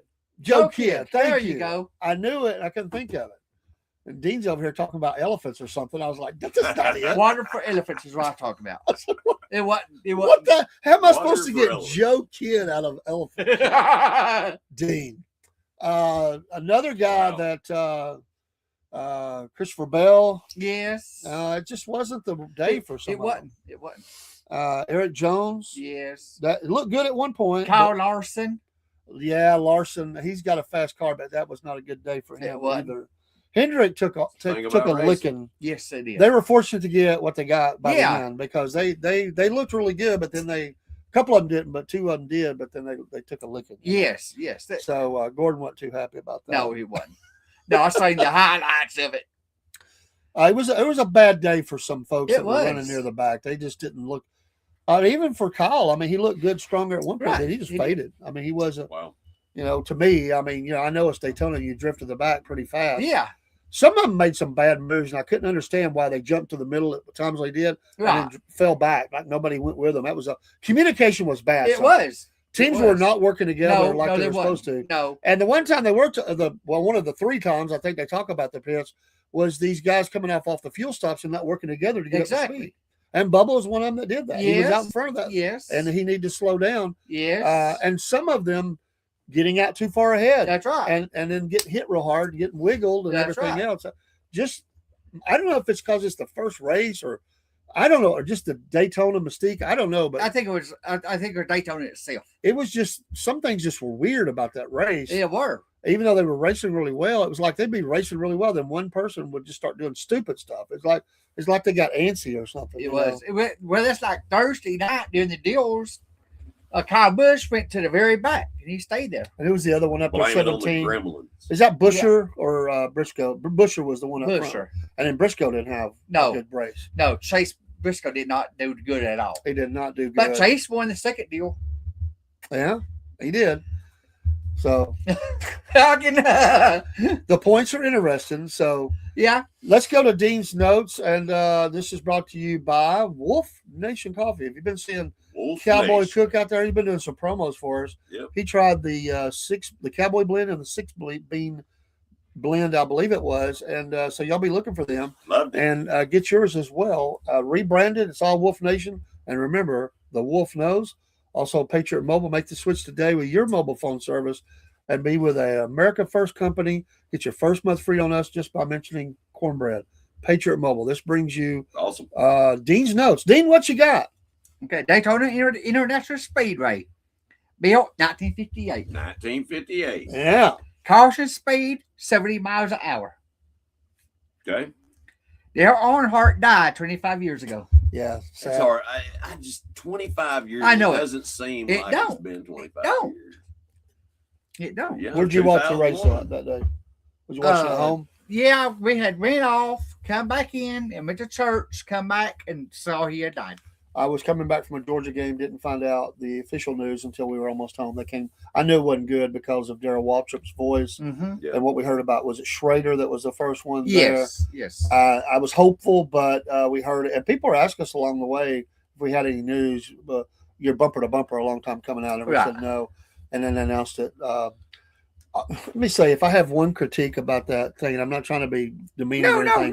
No. How many times do they have to say that phrasing? We've lost Dale. I get Right. that's a big thing, but they must have said that 50 times through there. I did. After a while, I was like a little bit overplayed. I Right, think. it was. But it was like every guest that come up, they wanted to say that. I know that was about Mike Hilton and how hard it was, but my gosh, I mean, Right. I was thinking if that was my loved one, I wouldn't want them saying it that Exactly. many times. Anyway, that's my only frustration with that. I mean, but Mike Hilton, the whole show was Mike Hilton saying that. I thought, come on. it was a little bit much, and I think whoever put it together, I think they were trying to make that point, and I get that. I do too, but But it was just to me, it was overplayed a little bit much. And that still hurts all these years later. it's got And to to. hear that over and over and over again. Especially his family. Yes, yeah, that's what I was thinking about. Not me, but especially his family. Right. Anyway. Sorry, Dean, continue on. No, you're fine. You're fine. Kyle Busch got the pole for the 500. Yep. Chase Briscoe started second for the 500. They didn't finish first or second. Nope. Nope. First race was in Daytona on the beach and half of Highway 1. Yep. Ken told me that when we was down there. The deal race Thursday was on FS1. America 250, Freshman, Florida. No. America 250, Florida. Jordan Logano won Deer 1. Casey Mears advances to the 500. Kyle Busch started on the front row of Deer 1. Chase Briscoe started front row Deer 2. Chase Elliott wins Deer 2. Anthony Alfredo advances to the 500, but then he got disqualified. Yeah. And I didn't know how long. It was 5 hours later they officially declared that. Yes. That's a long time it for was. Tech. It was. I wonder why for the win. Hose going from the transmission cooler to the right window was not connected. Okay. Because man, that went on for a while. I'm like, dude. That's what it was. Yeah, but they took a long time with Tech on that one. I don't know if Right. it's that long every time or not. No, it ain't like that every time. That was amazing. Normally it's automatic, but then that took so long to come back with it. Yeah. Fresh from Florida, 250. It was on FS1, 730. Craftsman Truck Series, 201 laps. 77, Carson Hocevar won stage 1. 38, Chandler Smith won stage 2. 38, Chandler Smith wins the race. Tanner Gray got the pole for Friday. Tony Stewart, number 25, Collie Grayson, started 19th. Wrecked on lap 36. Yeah. He didn't do good at all. No, not good at all. 32 lead changes record in Truck Series. I did hear that. It was an amazing stat. The United Rentals 300, 120 laps, 300 miles on CW. It was 5 o'clock. O'Reilly Auto Parts Series. Austin Hill got the pole for Saturday. Austin Hill won stage 1 and 2. Austin Hill won that race. What channel Wow. was that on? CW. See, I was like, I couldn't find it. That's another reason. I was in the car, but I couldn't find it, so I just listened to reports and looked up stuff on it. But I didn't know that it was on CW. Yeah. I missed that. What Why is were they not on the CW? same network, all three levels? Now that Because I it's don't know. FS1, right, for the other two, or No, it'll be on FS1 all season long on trucks. CW is for the O'Reilly series. I What didn't is know that. CW? I'm confused. I'm It's sorry. just another network. I can't Yeah. remember what it stands Okay. for. I don't but either. It's like a Fox or anything Right, else, yeah. but it's just called It's a CW. it's a subsidiary of Fox. So- Yeah, they're connected, but they make me mad because they put all this stuff on certain things, and you have to get this package to Right. get this. Yes. Yes. And by the way, on sports, I Why I want to don't ask you watch something. TV? Well, it's not why I don't watch. I mean, it's TV, just but crazy, but I'm glad you Tribute. clarified that because I should have looked it up. I didn't realize that. I thought, where's the race at? And then I thought they were on the same. I and didn't then know on that. Cup Series, it'll be on Fox till Yeah, it was on Fox. Yeah, the All Star race. gotcha. Then it's gonna be on Amazon. Then TNT. Yeah, Then yeah. then, And Amazon did a good job last year. then NBC were taking. By the way, over. that's Daytona. They look packed out. They look like the attendance It was a was sold well, out yeah. race. So the money Wow. was flowing. The money was flowing. Yeah. $1 million for the winner, right? Yes. $1 million. Yes. 150,000 attendance. Wow. Get you some of that. That's a lot of beer sales. Yeah. That's a bunch. Yeah, it is. Thinking of hot dogs too. Wow. Yeah, all sales. I mean, Oh, yeah. You know, See- there were millions of dollars. Yeah. Look at Going through there. look at the money the whole city made. Oh man. Yep. Yeah, they're staying in hotels. Some of them, buying food. and all Yeah. that, going All out that and stuff. entertainment. Yes. If they stay the whole Yes. weekend, man, Yeah. you're getting all that money all weekend Speed long. weeks is what it was. Yeah, it's huge, man. Yep. Huge. 1:30. Kicked it back an hour for rain, which Yep. they didn't get rain till last night. 68th running the Daytona 500, 200 laps on Fox. Kyle Busch got the pole. Zane Smith won stage 1. Bubba Wattis, I need you to do that. Two. Won stage 2. There you go. I got to stand up for him. You did good, Bubba. And who won stage 3? Tyler Reddick won the race. Oh, that's right, Tyler. Yeah. That's right. What position did he start in? Well, he was back in the pack. Yeah, he man. was. He was not Like way up front. 25th, He- 26th? I think it He was. made his move 25th, I late. think. I mean, his move came up late. They He played did. it great. I know it was still Twen- Yeah, he only led the last lap. That's the only Yeah, lap. wow, the that's it. last That's little it. bit of lap too. It wasn't- And Well- it was close. I mean, there were a lot of cars Yeah. closing in, man. It was 3 wide right there. crazy. Till Chase got took out. Then he just Two cars going backwards. Came in backwards. yeah. General Tire 200 at Daytona, Arca Menard Series. 25, Gus Dean, sponsor, got the pole. He drives a Cabin Stallers Impact Toyota. 18, Giovanni Ruggiero won that race. First Auto Toyota. Dave Marcus still holds a record for the most Daytona 500 starts in history. What Lifetime number? factor at the track. What was that number? It didn't say. They didn't say how many stars you No. had? Wow. I looked at it next week. I put a clear italics. Gotcha. Mistakes at the 500. Fuel mileage. Take spoilers off restrictor plates. Let the cars go. Let That'd them be go. great. I've always said that. Yeah. Let them go. Yeah, they'd be reaching 220, Right. 230. We Well, all, if we you- all four say that. If you can put it in the corner of town, let them do it. you I mean, you Right. said that. I don't. Well, they say they're doing it because they don't want to see deaths. But but you they're know. causing violent wrecks by They are. doing that. That's I mean, exactly Dylan right. are always complained about this. Stuff, Yeah. you know, I agree. said you're going to kill somebody. and look at Talladega. Bill Elliott got the record for 212. yeah. So that shows right there. Yep. Michael Jordan, All-Star basketball champion, and now Daytona 500 champion. Shout out to and him. owner. Yep. That was maybe one of the coolest things, and he's Yeah, up there helping yes, lift the trophy. Yes. He was cutting up with the kids. and Yes. I've never seen him any happier. Right. I almost expected him to say, I don't know why it crossed my mind. I almost expected him to say, I wish my dad could have been here to see this. Yes. Because Yeah. I think he was thinking about that. I do You too. think about your parents, and his dad's been dead a long time. Of course, that Yep. was a sad story about that. Yeah. Right. it was. But I think inside of him, he was thinking, because you do things for your parents. Right. It's just a part of life. And I just was thinking that maybe he was thinking about his dad Mhm. there, like, Dad, we did it, Mhm. And I think it gave him the confidence that, like, we can win the championship. We can. Right. Of course, Bubba's going to be the one to do it. Yeah, right. Well, he with the most points. What are you drinking over there in your coffee? You're drinking something. Before we go to Dean's Vault, let's share a little bit. I'm going to share two different things, and this was one of them, if I can figure out which one I'm on here. And that's not it. That's not it. I'm going to have to figure out. Man, this thing is Why you crazy. looking? Why you looking at me? Go ahead. Let Go me- ahead. I got this I just gotta for figure you, out. Dave. Oh, is it a Falcons update? Oh, right. Lord. Arthur, That's scary. Arthur Blank. He is Are you blank. kidding me? He is blank. Mr. Blank Home Depot blank. I mean, There's a short note on him. Okay, I did this just all for right, you. thank goodness. Because It's this is short. this is for what you did to me last week. Got money in the blank. I got this just for you.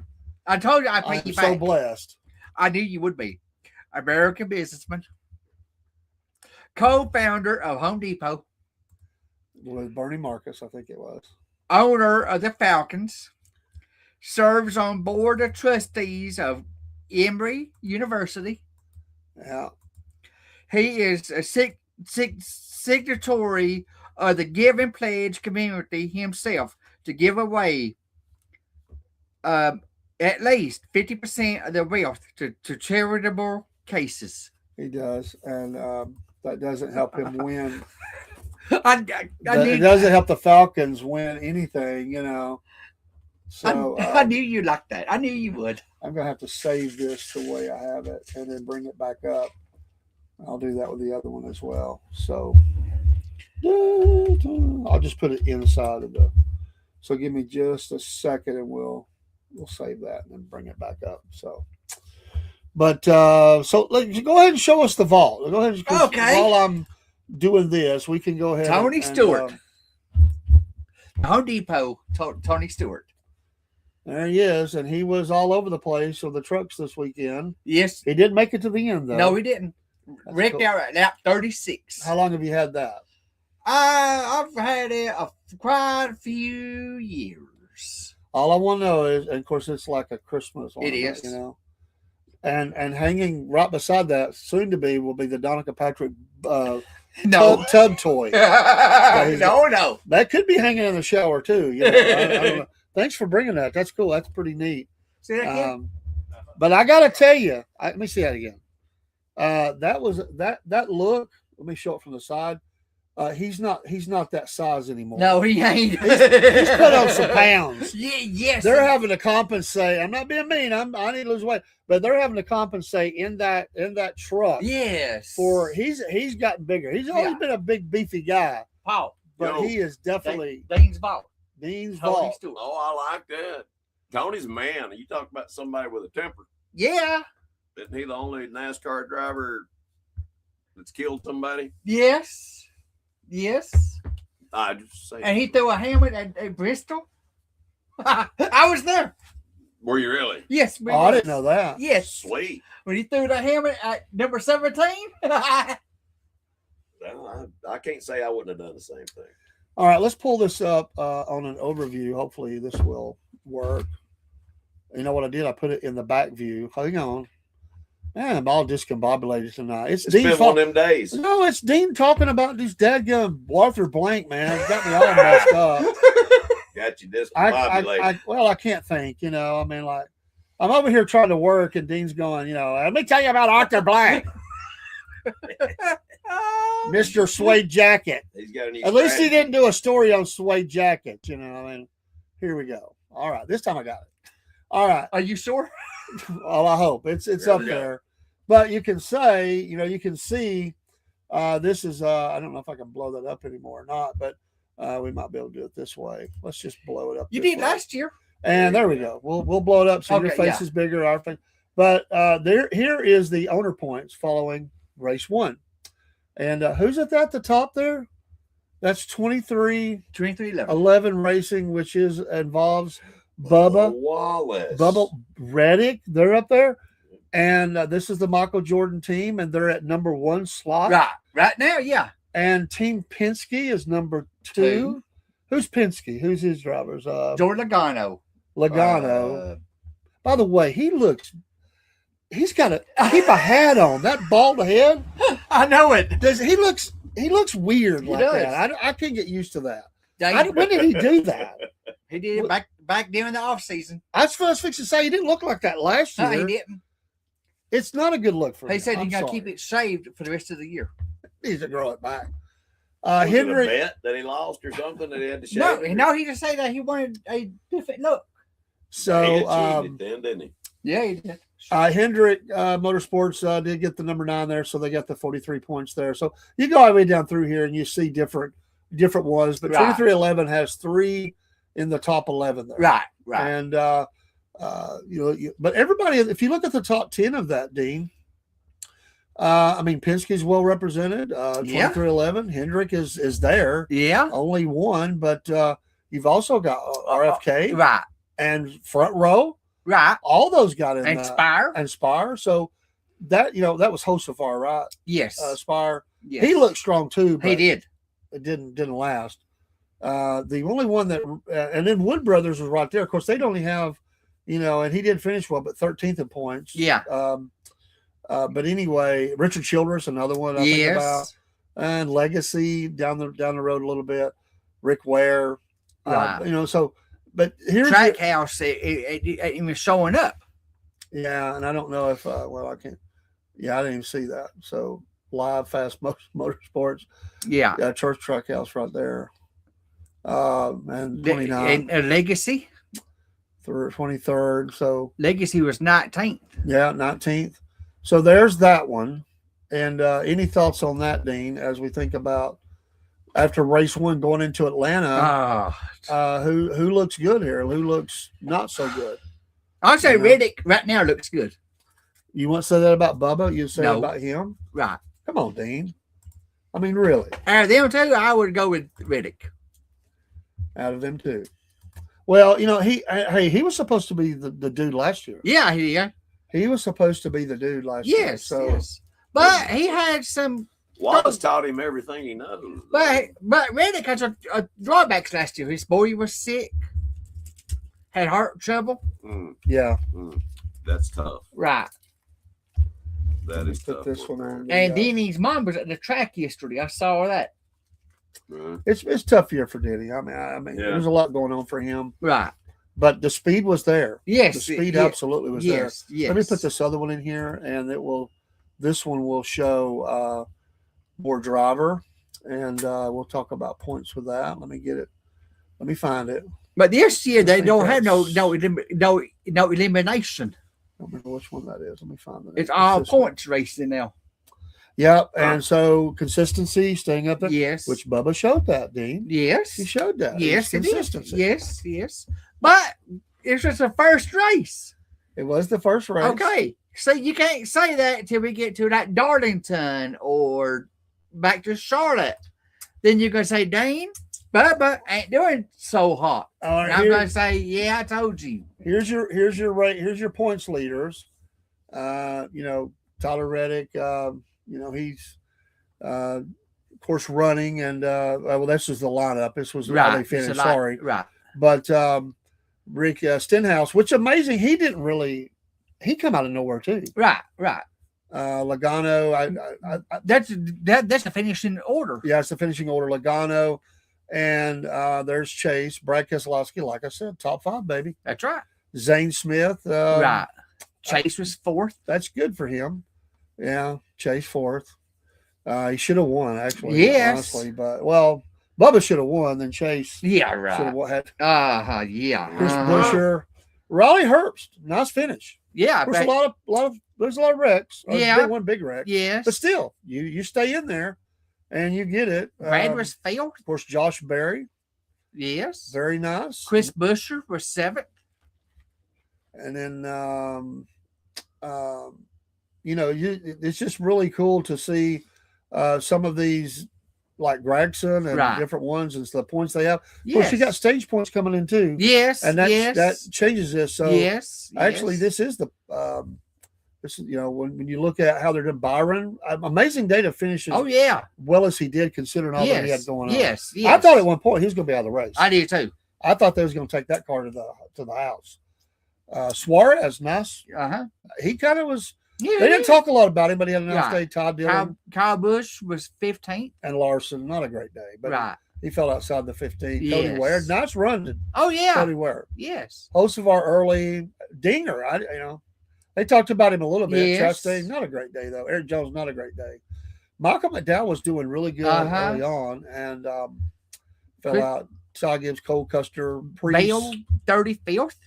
Yeah, that's horrible for him. It is. I mean, he's another one that should be up there. Briscoe, I expected him to look a little bit better too. Bowman 40th. Yeah, bad day for them. And of course, BJ McLeod went out early. Like Yes. he only ran 4 laps. Yeah. Superior Logistics Chevrolet.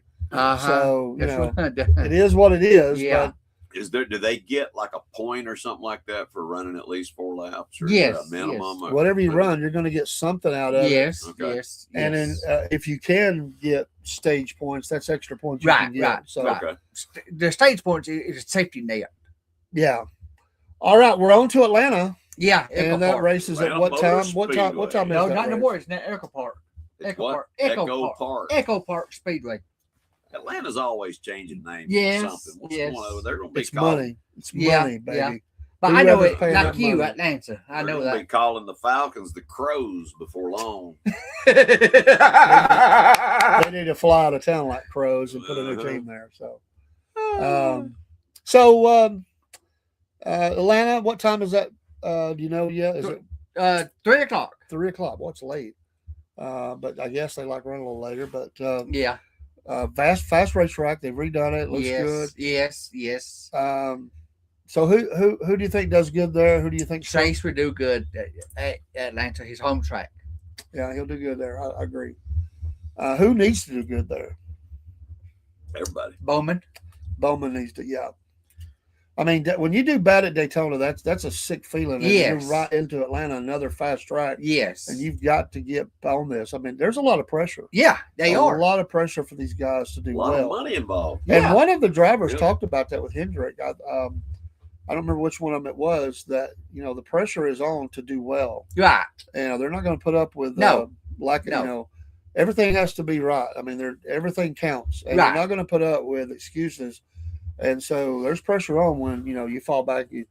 One race it stinks, but you start becoming a trend. Mm-hmm. You'll be going out. Well, that's what Bowman was last year. He couldn't I know. get her leg up. And I just kind of think my opinion is I really thought they should make the switch. To me, I do too. I thought they should have bring somebody else in, but we'll see. But now that he had that kind of start, they might be thinking about it too. But it won't be made off one race. But I just don't see him really being there. And I'll be honest with you, I don't think consistency is there for Chastain either. Nah, it ain't. He has great cars. He's got speed. He showed Right. that. Yeah.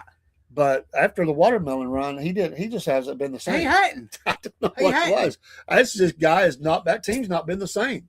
So But then you got people like Carson Hocevar that signed a multi-year contract yeah, with Spire. he needs to put up this year too. He needs to. He looked good, but He then, did look good. Again, wrecks messed a lot of people up, and that's Daytona. Atlanta shouldn't be as many wrecks. But they will be. Hopefully, there But will they- be some. So we need to see. I didn't see any tire issues No. at Daytona. There- Didn't see any engine issues. No, they weren't. No. Everything was gas. clean. Right. Oh, Right. You're yeah, right. stinking gas. Yes. No overheating. They're not deep in the summer yet, so everything was clean. There was no real issue except for some hot tempers about Right. how some of them race. So going to Atlanta. It happens. All right, what you got? What are we picking for Atlanta? What are we looking at? I've got my first pick is Chase. Oh, I knew that, and it's home track, and Right. I could see that. So, who's your second? Joey. Well, that's a good pick. He usually runs well there, and he has the speed. He looks good. He looks like the guy. He got off to such a bad start He did. last year, and he never really quite fully recovered from that, even though he was running Right. real well.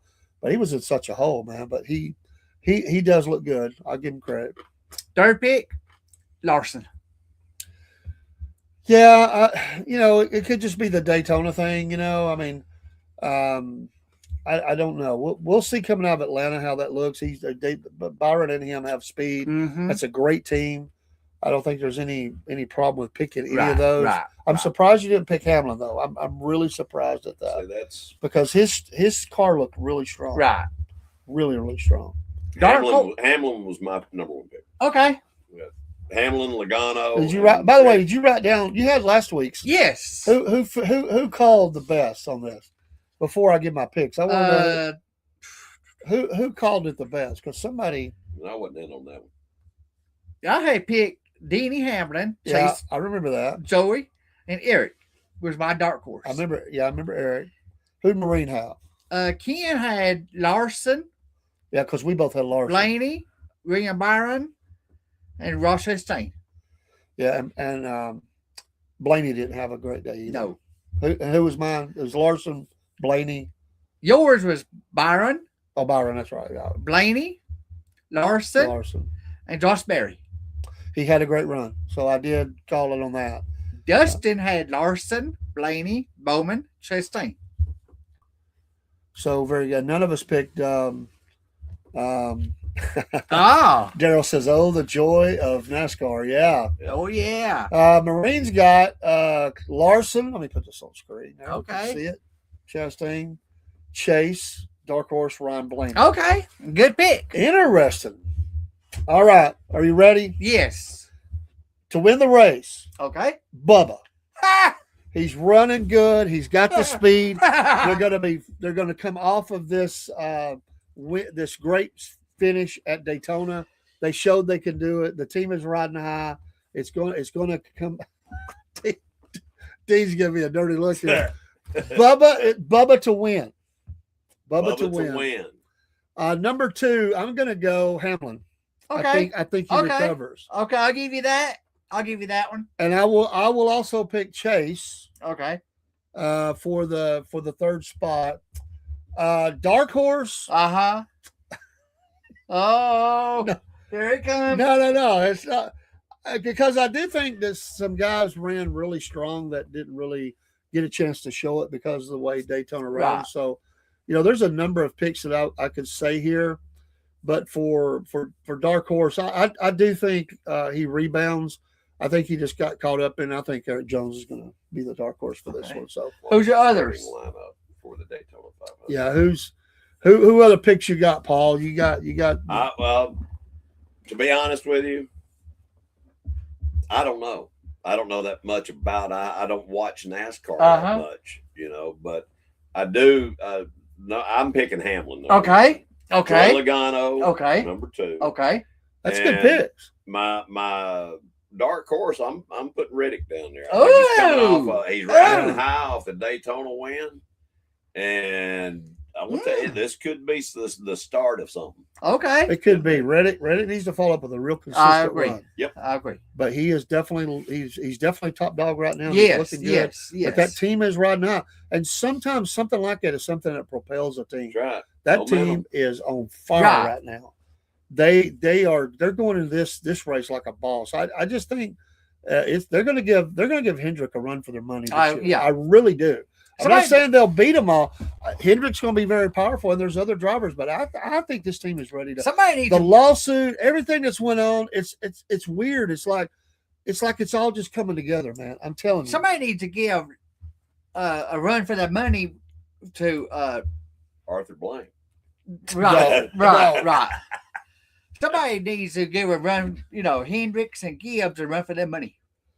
Yeah. So right between 311 that's going to I agree. Honestly, it's a wealth of riches. Hendrick has dominated, and so is in the back of the day Richard Childress and Yes. RFK. I mean, they do, and they need this. And I think NASCAR needs it. Yes. I think secretly NASCAR be rooting this on. Yes. I mean, Oh yeah. Yes. Sunday was Yes. again the only thing that didn't make it perfect was if it would have been Bubba. God, boy. NASCAR, come on, NASCAR was. Did you see the smile on that guy's Yeah. face? Yes. The Daytona president, dude. Yeah. He was down there. He was. He Man, was. He was. I have never seen that kind of emotion in that. Think about this. I'm guys. telling Okay. you, dude. Think about this. Okay. Michael Jordan probably either he or Tiger Woods, the best known athlete in Yes, the world yes, ever. Okay. yes, Absolutely. yes, All right. yes. Now, I would say a lot of his fans didn't know that he had a NASCAR Right. team. It's going to bring fans to the sport. Yes. Exactly. Without a Yeah, doubt. yeah. If Exactly. Bubba had won, Yo, Lord. wow. Now, you know what's going to happen. He's What's going to it? have a shoe Yeah. Oh, yeah, about this NASCAR. win. Yeah. Yeah. There'll be a Daytona Michael Jordan shoe. Wait and see. Yeah. This guy's the Yeah. king of the tennis He shoes, is. man. He is. He It'll is. be a He is. $500 shoe, man. They'll only make a limited run. I Right. watch and They'll see be Yeah. worth $1 if that million won't happen. in 20 years. I was just fixing to ask you, Daryl, your picks, and here you are. Daryl Broom, Hamlin. It's a good pick. Elliott, he's right with us. Larson, Dark Horse, Okay. Bush. Oh, Lord. Okay. Who's Darren Broom? Who is that? We went to school together. He's a big fan of dirt track and Oh, racing. okay. He Okay. preaches the gospel, and He- he knows all them preachers over there that's at your church. He knows them. Okay. They all run the same circles. Okay. Bring him on one night. He's going to be. He's recovering from a lot of health stuff. Okay. He's going to be. He's going to be around the radio ranch. We'll just say Okay. that. So Okay. The radio ranch. I look forward. This is known as Cornbread Nation Studios, by the way. Uh-huh. That's what it's known as. Well, We yeah. just got to get the sign on the door, but Right. we're the Southern Patriot Podcast, but it's Cornbread Nation Studios. Put a so. sign by the road, point back here. Oh, we're going to have. I just haven't got there yet, but that's going to happen. It's funny that Bush is a dark horse for him. I like that. I like that. We're gonna have to get Cornbread, man, some security to go around with. We've already got one right here. Yeah. We got Marine. It's What true. else we need, This man? is true. We got Marine. That's right. I'm talking, somebody special forces, carries the Uzi, Commando. Yeah. All right, folks. Rambo. We have had a great time. We're going to just mention a couple other things because it is pushing. We've had a great time with the interviews and talk about the racing yeah. and stuff coming up. But a couple things in sports we need to mention. The Braves have already lost 2 arms for a Yes, they significant have. amount of time. Yeah. That's not good. It's the Atlanta curse. I'm telling you. Exactly. That's the Wow. first thing I Yeah. thought about. Yeah, me too. Is it safe at the ranch? It's safe at the ranch.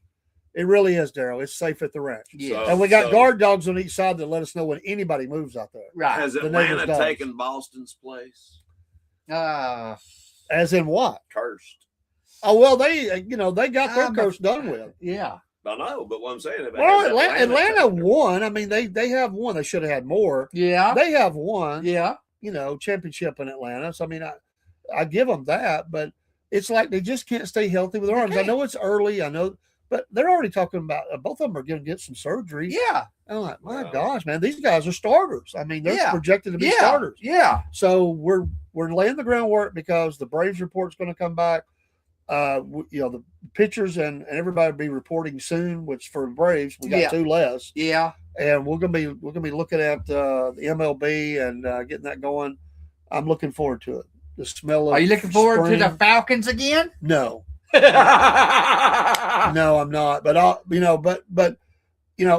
hope they do well. But I'm not going to make any illusion that they're going to have a great season next year. What's your favorite smell in the morning, guys? What would be your favorite smell in the morning? Cup of coffee, Racing fuel. Coffee, racing, racing, hot cup of coffee, man. Are you kidding?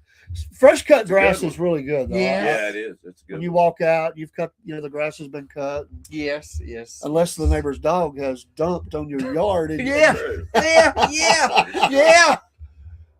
Yeah. Oh yeah. Yeah. Wow. Oh yeah.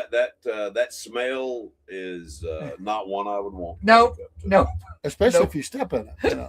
Exactly. Then you're like, oh man. And that has happened.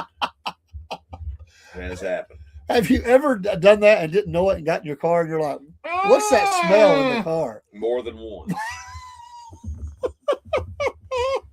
More I than gotta admit, I was like, I got to bacon frying. Oh man. Oh you, yes. you get a gold star too, yes, man. Yes. Oh Yes. boy, yes. that's a good one too. I love bacon going. What Oh, brings back yes. memories of Yeah. being down on the Yes. farm and all the Yep. they get up early before daylight, Mhm. cook all that food. And you're like, oh man, Can y'all guess Smells what mine great. is? napalm. Bingo. Yeah. Yeah. Apocalypse now. I just knew you were going to go there. Ken, what do you Yeah. think? What do you like? Yeah. Oh. What's your favorite smell in the morning? He might say pancakes or Coffee. something. Coffee. There Coffee. you So go. he's going coffee as well. I'll tell you what I love in the morning. What's that? I had it the other morning. Crystals for breakfast. What? You are a sick man. I didn't even know they sold them for breakfast. I Yes. thought it has to be like past No. 10 o'clock. Anytime. Oh, my head. You can get a crystal. At what time of day did you eat a crystal? 10 o'clock in the morning. Well, that's around the time they would start, though. I don't think they sell them that early. Yeah, they do They too. sell them 24 hours a day. Yeah. No, they didn't used to because I'd pull up and they'd say, we're not selling. We're just doing breakfast right now. Right. I think got on hard times and they just said, we'll do it anytime. Was that with Well, they've onions? closed the Yes. majority of them. Extra onions. Extra onion, Extra 10 pickles. a.m. Mustard. The Crystal Run. Daily. Yes. Yeah. Yes. Yes. Yes. Yes. Breakfast of champions. I don't know about I'm that. not going that What's far. the most crystals that you have ate at one time? My limit's 4. 4. Your limit is 4. You never went for the record? No. Well, I can't Well, say I that. did. We talked about this here a while We back. did. What was yours, Paul? 28. Good Oh, night. God. I cannot even get close to that. But I think 3 of us, maybe it's 4 of us ate 100 crystals one Oh time. my mama. But I didn't do 25. I can tell you that. I think Uh-uh. I think I was about 17 or something when it, Woo! Tapping said- out at 17. I was done. I was like, man. But we flattened them out and everything. I mean, you know, Oh, yeah. Big glass of water. yeah. But it was just for a hoot. We stacked the little boxes up on the table. We had a big pyramid of them up there. Yeah, People were coming in and looking at it. It's kind of like a rite of passage. I mean, you have It to is. do that. Yeah. it is. You have to Everybody should do try that. it once. Once. Favorite crystal that they don't item they don't sell anymore. Making the bacon cheeseburger. They had one and they don't have it anymore. No, The They bacon did, and that cheeseburger. thing was good. Yes, it believe was or good. not. Yes, it was. Yeah. They were called a big K. Do they still have Sure the chicks, the little chick? I Yes. love them things Yes. too. Okay, I didn't know And the sunrisers. The sunrisers. I never had a are not bad. sunriser. It's just Sunrisers. a round or a square egg Mm-hmm. All right. I don't eat eggs. on sausage with sausage and cheese on a bun. I take the egg off and I'll eat it. Do you eat the Well, it little wouldn't be a what? sunriser. I don't like eggs. Really. You ever do the double crystal? Do them? You ever done Yes, them? yes. Yeah, that's yes, pretty cool. yes, I like yes, that. Yes. The what was the old Crystal K or whatever they called it back in the day? Wasn't that what they called it? It was a burger. It was a It pretty. was a cheeseburger. Yeah. Yeah, it was a pretty good burger. Yes. It was a great burger. Yes, it was. I enjoyed yes, that. It was. Yes, it was. And the Ate many of They them. used to have chicken wings. I never Yeah. ate their chicken. They was good. big seller is the chili cheese fries. A lot of people yes, love those. yes. The chili pup. The chili Yes, pup. yes, My yes. problem is, am I the only one that chili recipe changed many years Yeah, ago? yeah. It's not the same. It and I ain't, don't, I it don't ain't. like it now. No, it makes me sick. I used I to mean, go. literally, the chili now Uh-huh. makes me. I can't eat it. when I eat it. I Wendy's cannot eat it. Wendy's have got good. Gerald I says will the never big K. eat Yeah, I at said Wendy's. Crystal K. That's it. The big K. Yeah, Do what now? I did won't enjoy eat that at burger. Wendy's. You won't. Nope. I like Wendy's. I boycotted Wendy's. Wendy's a long time ago. Did you ever go to Judy's when they were in town? I did not. No, I never heard You of it. remember that? That was Have his, you ever heard of it? that was his ex-wife. She said, "I'll show you. I'll start Judy's." There you They go. filed a injunction. They had to shut them all down. They were sitting where the Arby's is today. Okay, okay. That was Judy's. Same know- everything, I didn't just know a that. different color. Judy. It Oh was, yeah, Goober. It was kind of a blue color, if I remember right. Oh. Dave Thomas's his ex. She's like, "Yeah, I'll take some of that fat money and I'll do the same thing." He said, "No, you won't. I'll shut you down." And he did. You know who invested in Wendy's and made a bundle of money? It was Yeah, country singer. Kenny Rogers. No, well, he could have, but the one He I was had thinking Kenny of was. Roasters, the roaster thing. Yeah. I always get Yes. the Charlies confused. What's the one with the silver hair? Charlie Pride. Charlie Rich. Charlie Rich. Yeah, he Charlie invested Rich. in I didn't know that. Wendy's and made a bundle. I didn't know that. Oh yeah, he got in on that really early and I remember. stock options and everything else. He made a lot more off that than he did his country career. I'll I tell you remember that. Charlie Rich was the one that gave John Denver down the road at the Country Music Awards. Said he wasn't no country singer. Huh. I disagree. I don't remember I that. disagree Oh, with it that. was it was a big thing at the time. Google it sometime. Well, there's always those people that are truest, Right, you know, right. and they would say Elvis doesn't belong in the Country Music Hall of Fame and all that, you Right. know. And I he agree was with a that. country I artist. agree. I well, do agree. you think ABBA belongs in the Rock and Roll? Yes, yes, yes, yes. The guy just disses Elvis as a country artist, but then he You gonna build up Abba as a? I think this is another girl crush here, man. I think you liked them girls in the band. I hope it wasn't the guys, but it was Bjorn. What was that? I got Marina on that one. I ain't going there with that one, but oh, we're just having the fun. girls look good. Yeah. The Bengals. Yeah. Favorite ABBA The song? Bengals. I like the Bengals. I did too. I did. I like the Bengals. They had a couple of really Yeah, good songs. yeah. Walk Like an Egyptian was not one of them. Yes, it was. That was a number one song. I know for them, but it's not one for me. I did not really care for it a whole You did. lot. I could just see Dean doing Walk Like an Egyptian in the house, watching the music video. How'd they do it or something? But what was funny was they had all of these stars on there, walking like an Egyptian. It was a big deal back then. Yeah, it was. Yeah. That was my I think in my junior year when it come out. All right. Wow, we're getting old. Y'all are getting old. I'm still young. You're not far behind us, brother. Biscuit Boy's birthday's in just a few days. Oh, okay. It's coming Friday. Well, happy birthday, Artie. Thank you. So he'll be. We'll be doing the cold plunge, and I will record it. Me and my grandsons. Oh Lord, where are you going to do that at? In the pool, backyard. Oh, okay.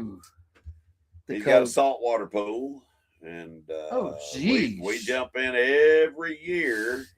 Do a cold plunge.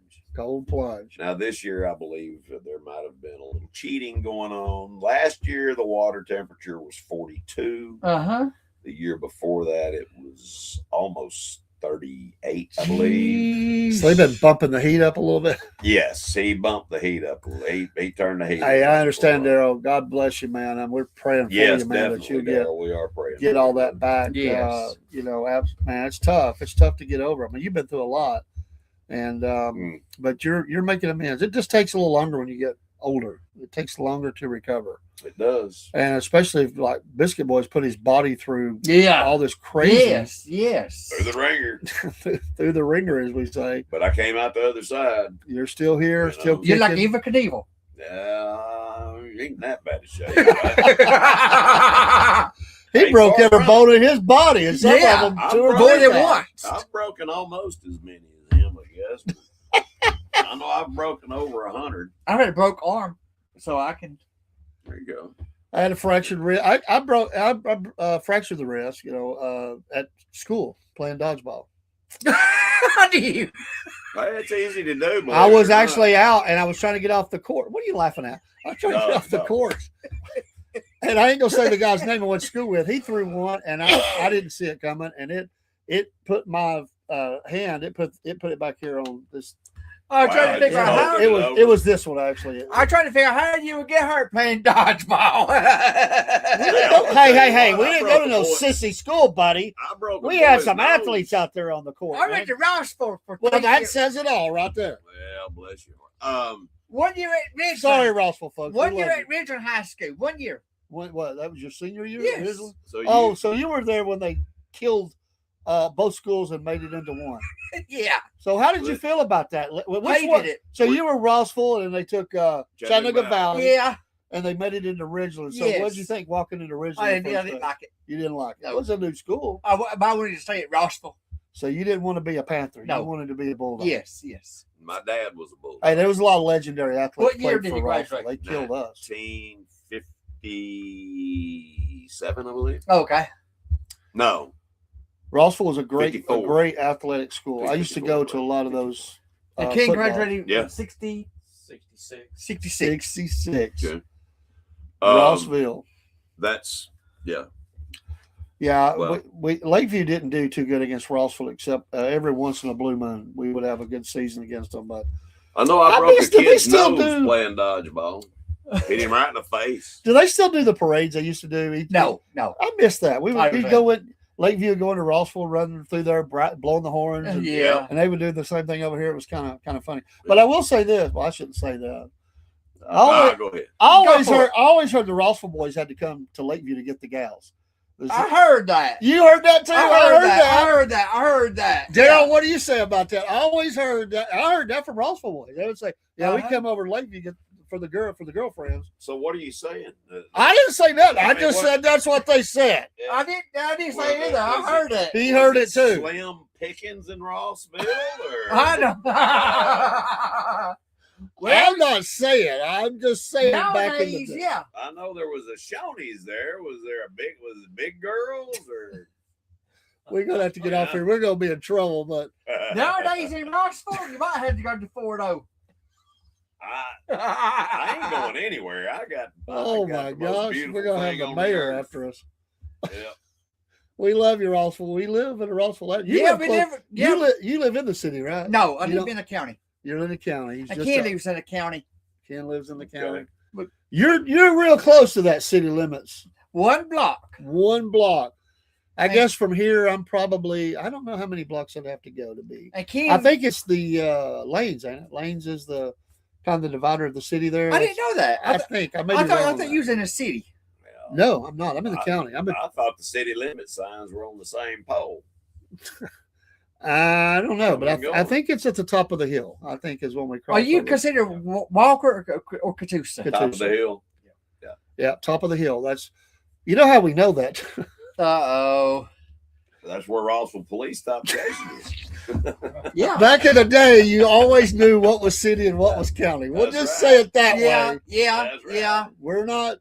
Been there, done that. Now Ken is half. There are 2 areas. Yeah, about 3 blocks. 3 3 blocks from the blocks. city. There's 2 areas that I tried to always stay away from. One was East Ridge City and Rossville City And Red Bank. because they were.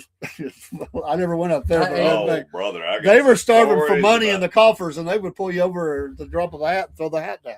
I was told It by may the, still be that way. I I don't know. was told by the chief of police if I Oh, ever Lord. came back to Red Bank, they would put something on me that would stick. they could never get me for anything. And boy, it made them mad. What do you say? I mean, you know. Exactly, you know.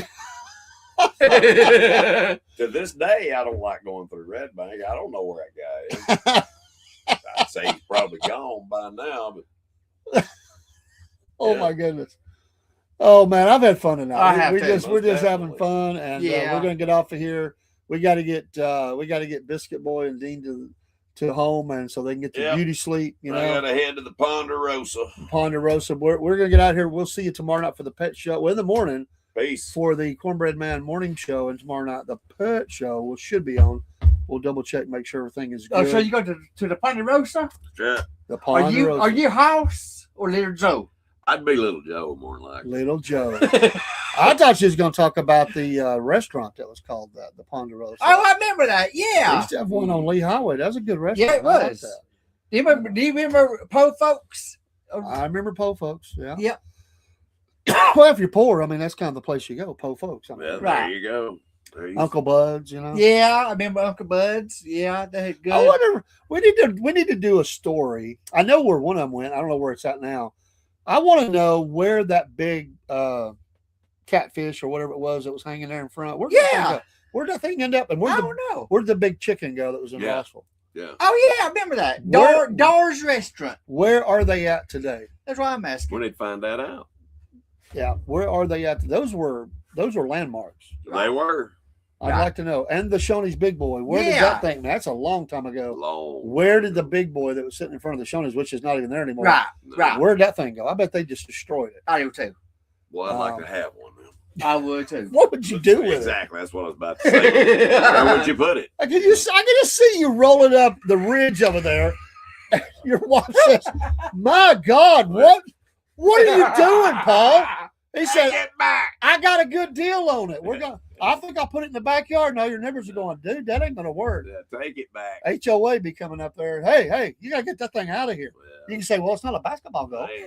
I've already had words with they. I'm not surprised. They know how I feel and they leave me alone. That's hilarious, man. But there was another one. The flamingos that Judy had. Yeah, I think yes. those are gone now because she sold that. yeah, she sold it. So I don't know. I guess she's got them down there on her property. I don't know. I don't know I what don't happened with know. flamingos. There's another one that I would like to know. Okay. and his name's Waldo. I don't What? know if Where's you guys Waldo? ever seen him before, but there used to be a nightclub called Bachelor's 3 over in Hickson off of Access Road. Oh, okay. Well, when you walked in, there was a 14-foot tall polar bear Never named saw that. Waldo. And he was killed and stuffed by a famous hunter that lived here in Chattanooga. And I'm having trouble recalling his name now, but I believe he's the same one that went to prison for tax evasion and all Well, that but we don't need to stuff. remember that. There's actually a mansion on the ridge that is just there. People have gone in. The indoor swimming pool became a skateboard park. I heard about that. There's Yeah. yeah. And I mean, just left there. Yep. And I can't think of his name. So you're saying you was a ridge runner? Is that, Oh yeah. I was. So you're a mountaintop kind of guy, Signal Mountain kind of guy. I'm valley. Look out. I'm all valley. I was raised in the valley. I was raised in Chattanooga Valley, on Okay. down Chattanooga Valley. I mean, Millway Hollow. I've been raised in Rossville all my life.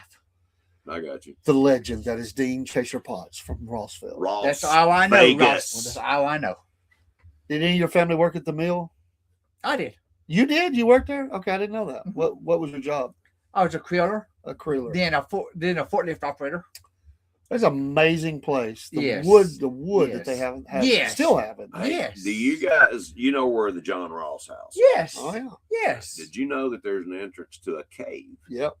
in that house? Well, no, I didn't know it was in the house, but I know There there's is- an entrance to the cave. There is an entrance to the cave. If I'm not mistaken, it's inside that. I've never been there. I mean, I've I've never been in the cave. I'll put it that I mean, way. in the house, but I didn't know that. I didn't know. I there may was call it BS on that. I don't think it's in the house. You don't think so? I don't think so.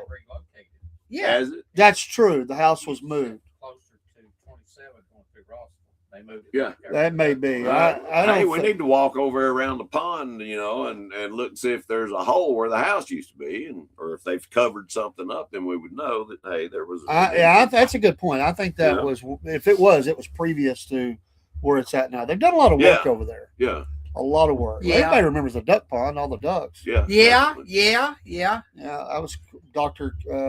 Hoover. Hoover. Dr. J.P. Hoover, Hoover's clinic. biggest man I believe I've ever known. I had heard he these- was. He had JP these was huge huge. hands. He would go Yeah, he give you did. a shot later years. His hand was shaking, and he gave you a shot for everything.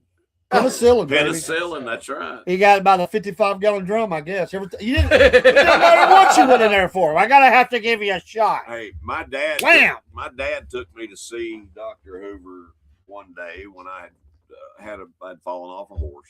Oh. And Dude, you've done more following in your My- life than I know. Tim Conway. Yeah, my, I'm thinking. my arm was hurting. And so go in, they take an x-ray, and Dr. Hoover's looking at the x-ray feeling of my arm. And he looks at my dad and he says, Paul, he's got a crack right there, but it's not completely broken. Oh. And Dad said, well, fix it. Ow! Snap my arm. Ow! Fudge! And then he gave you a shot. No. And the nurse God. was standing there with a mask and just boom, put it right over my face. Ah, And mama. I had the worst nightmares because they knocked me out with ether. Yeah. And I had the worst nightmares. Mama. doing that. Wow. Yeah. But it was like, to him, it was like breaking a toothpick. God, no! You know? That makes my wrist. Hurt, but it made my arm hurt. Oh, some old memories. Some old memories. Yeah. JP was he was one of a kind. My dad told me. And I'll the say story, this: but you didn't mess with them ducks out there. He'd come out after you. he I would heard shoot that. you. I heard that. There was be a pistol drawn. You didn't mess with the ducks. Not that anybody want to, but occasionally there'd be some idiot down there Yeah. messing around with them ducks, trying to chase them, be mean to them, or whatever. And he took care of that. Yeah, he did.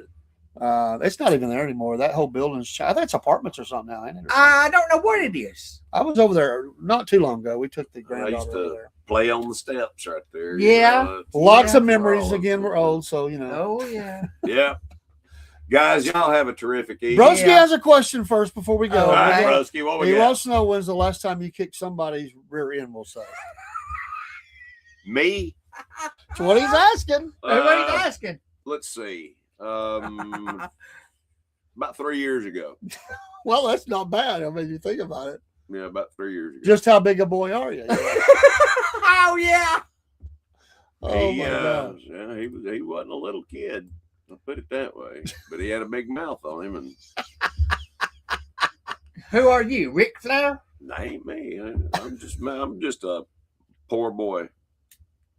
Just a poor boy. Poor boy. That's it. Well, folks, that's the show tonight. What a show! What a show.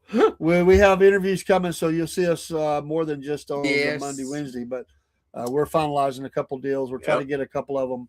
And we got a interview this Saturday too. Yeah. So we've got folks coming in, and Got a lot of good stuff going they're on. really Yes, enjoying. We appreciate yes, them. We appreciate all you yes, drivers, right. and fans, and all. Let's build energy into the Yes. NASCAR, into the dirt truck, especially. And if I don't care if it's go kart, lawnmowers, RV, Right. I don't care what you race. Roaches, rats, it doesn't matter. Maybe not that. Got wheels or legs on it, baby. We're gonna race it. The rat race. That's it. That's it. And then going into the corner, it's Biscuit Boy by nose. And Mickey is the winner by a tail. I don't like rats, dude. I don't either. Come on, man. And you were Wait, shooting them. I know. That's what I'm saying. I don't like them either. At least- I've killed them by the hundreds. We used At to least, have rat at killing. least they you know. ain't snakes. I'm terrified of snakes. Are you really? Oh, Why? Yes. Well, a snake ain't gonna hurt you. Shoot. Make me hurt myself. Yeah. Trying Y'all to get, take care. Make me hurt myself. We're out.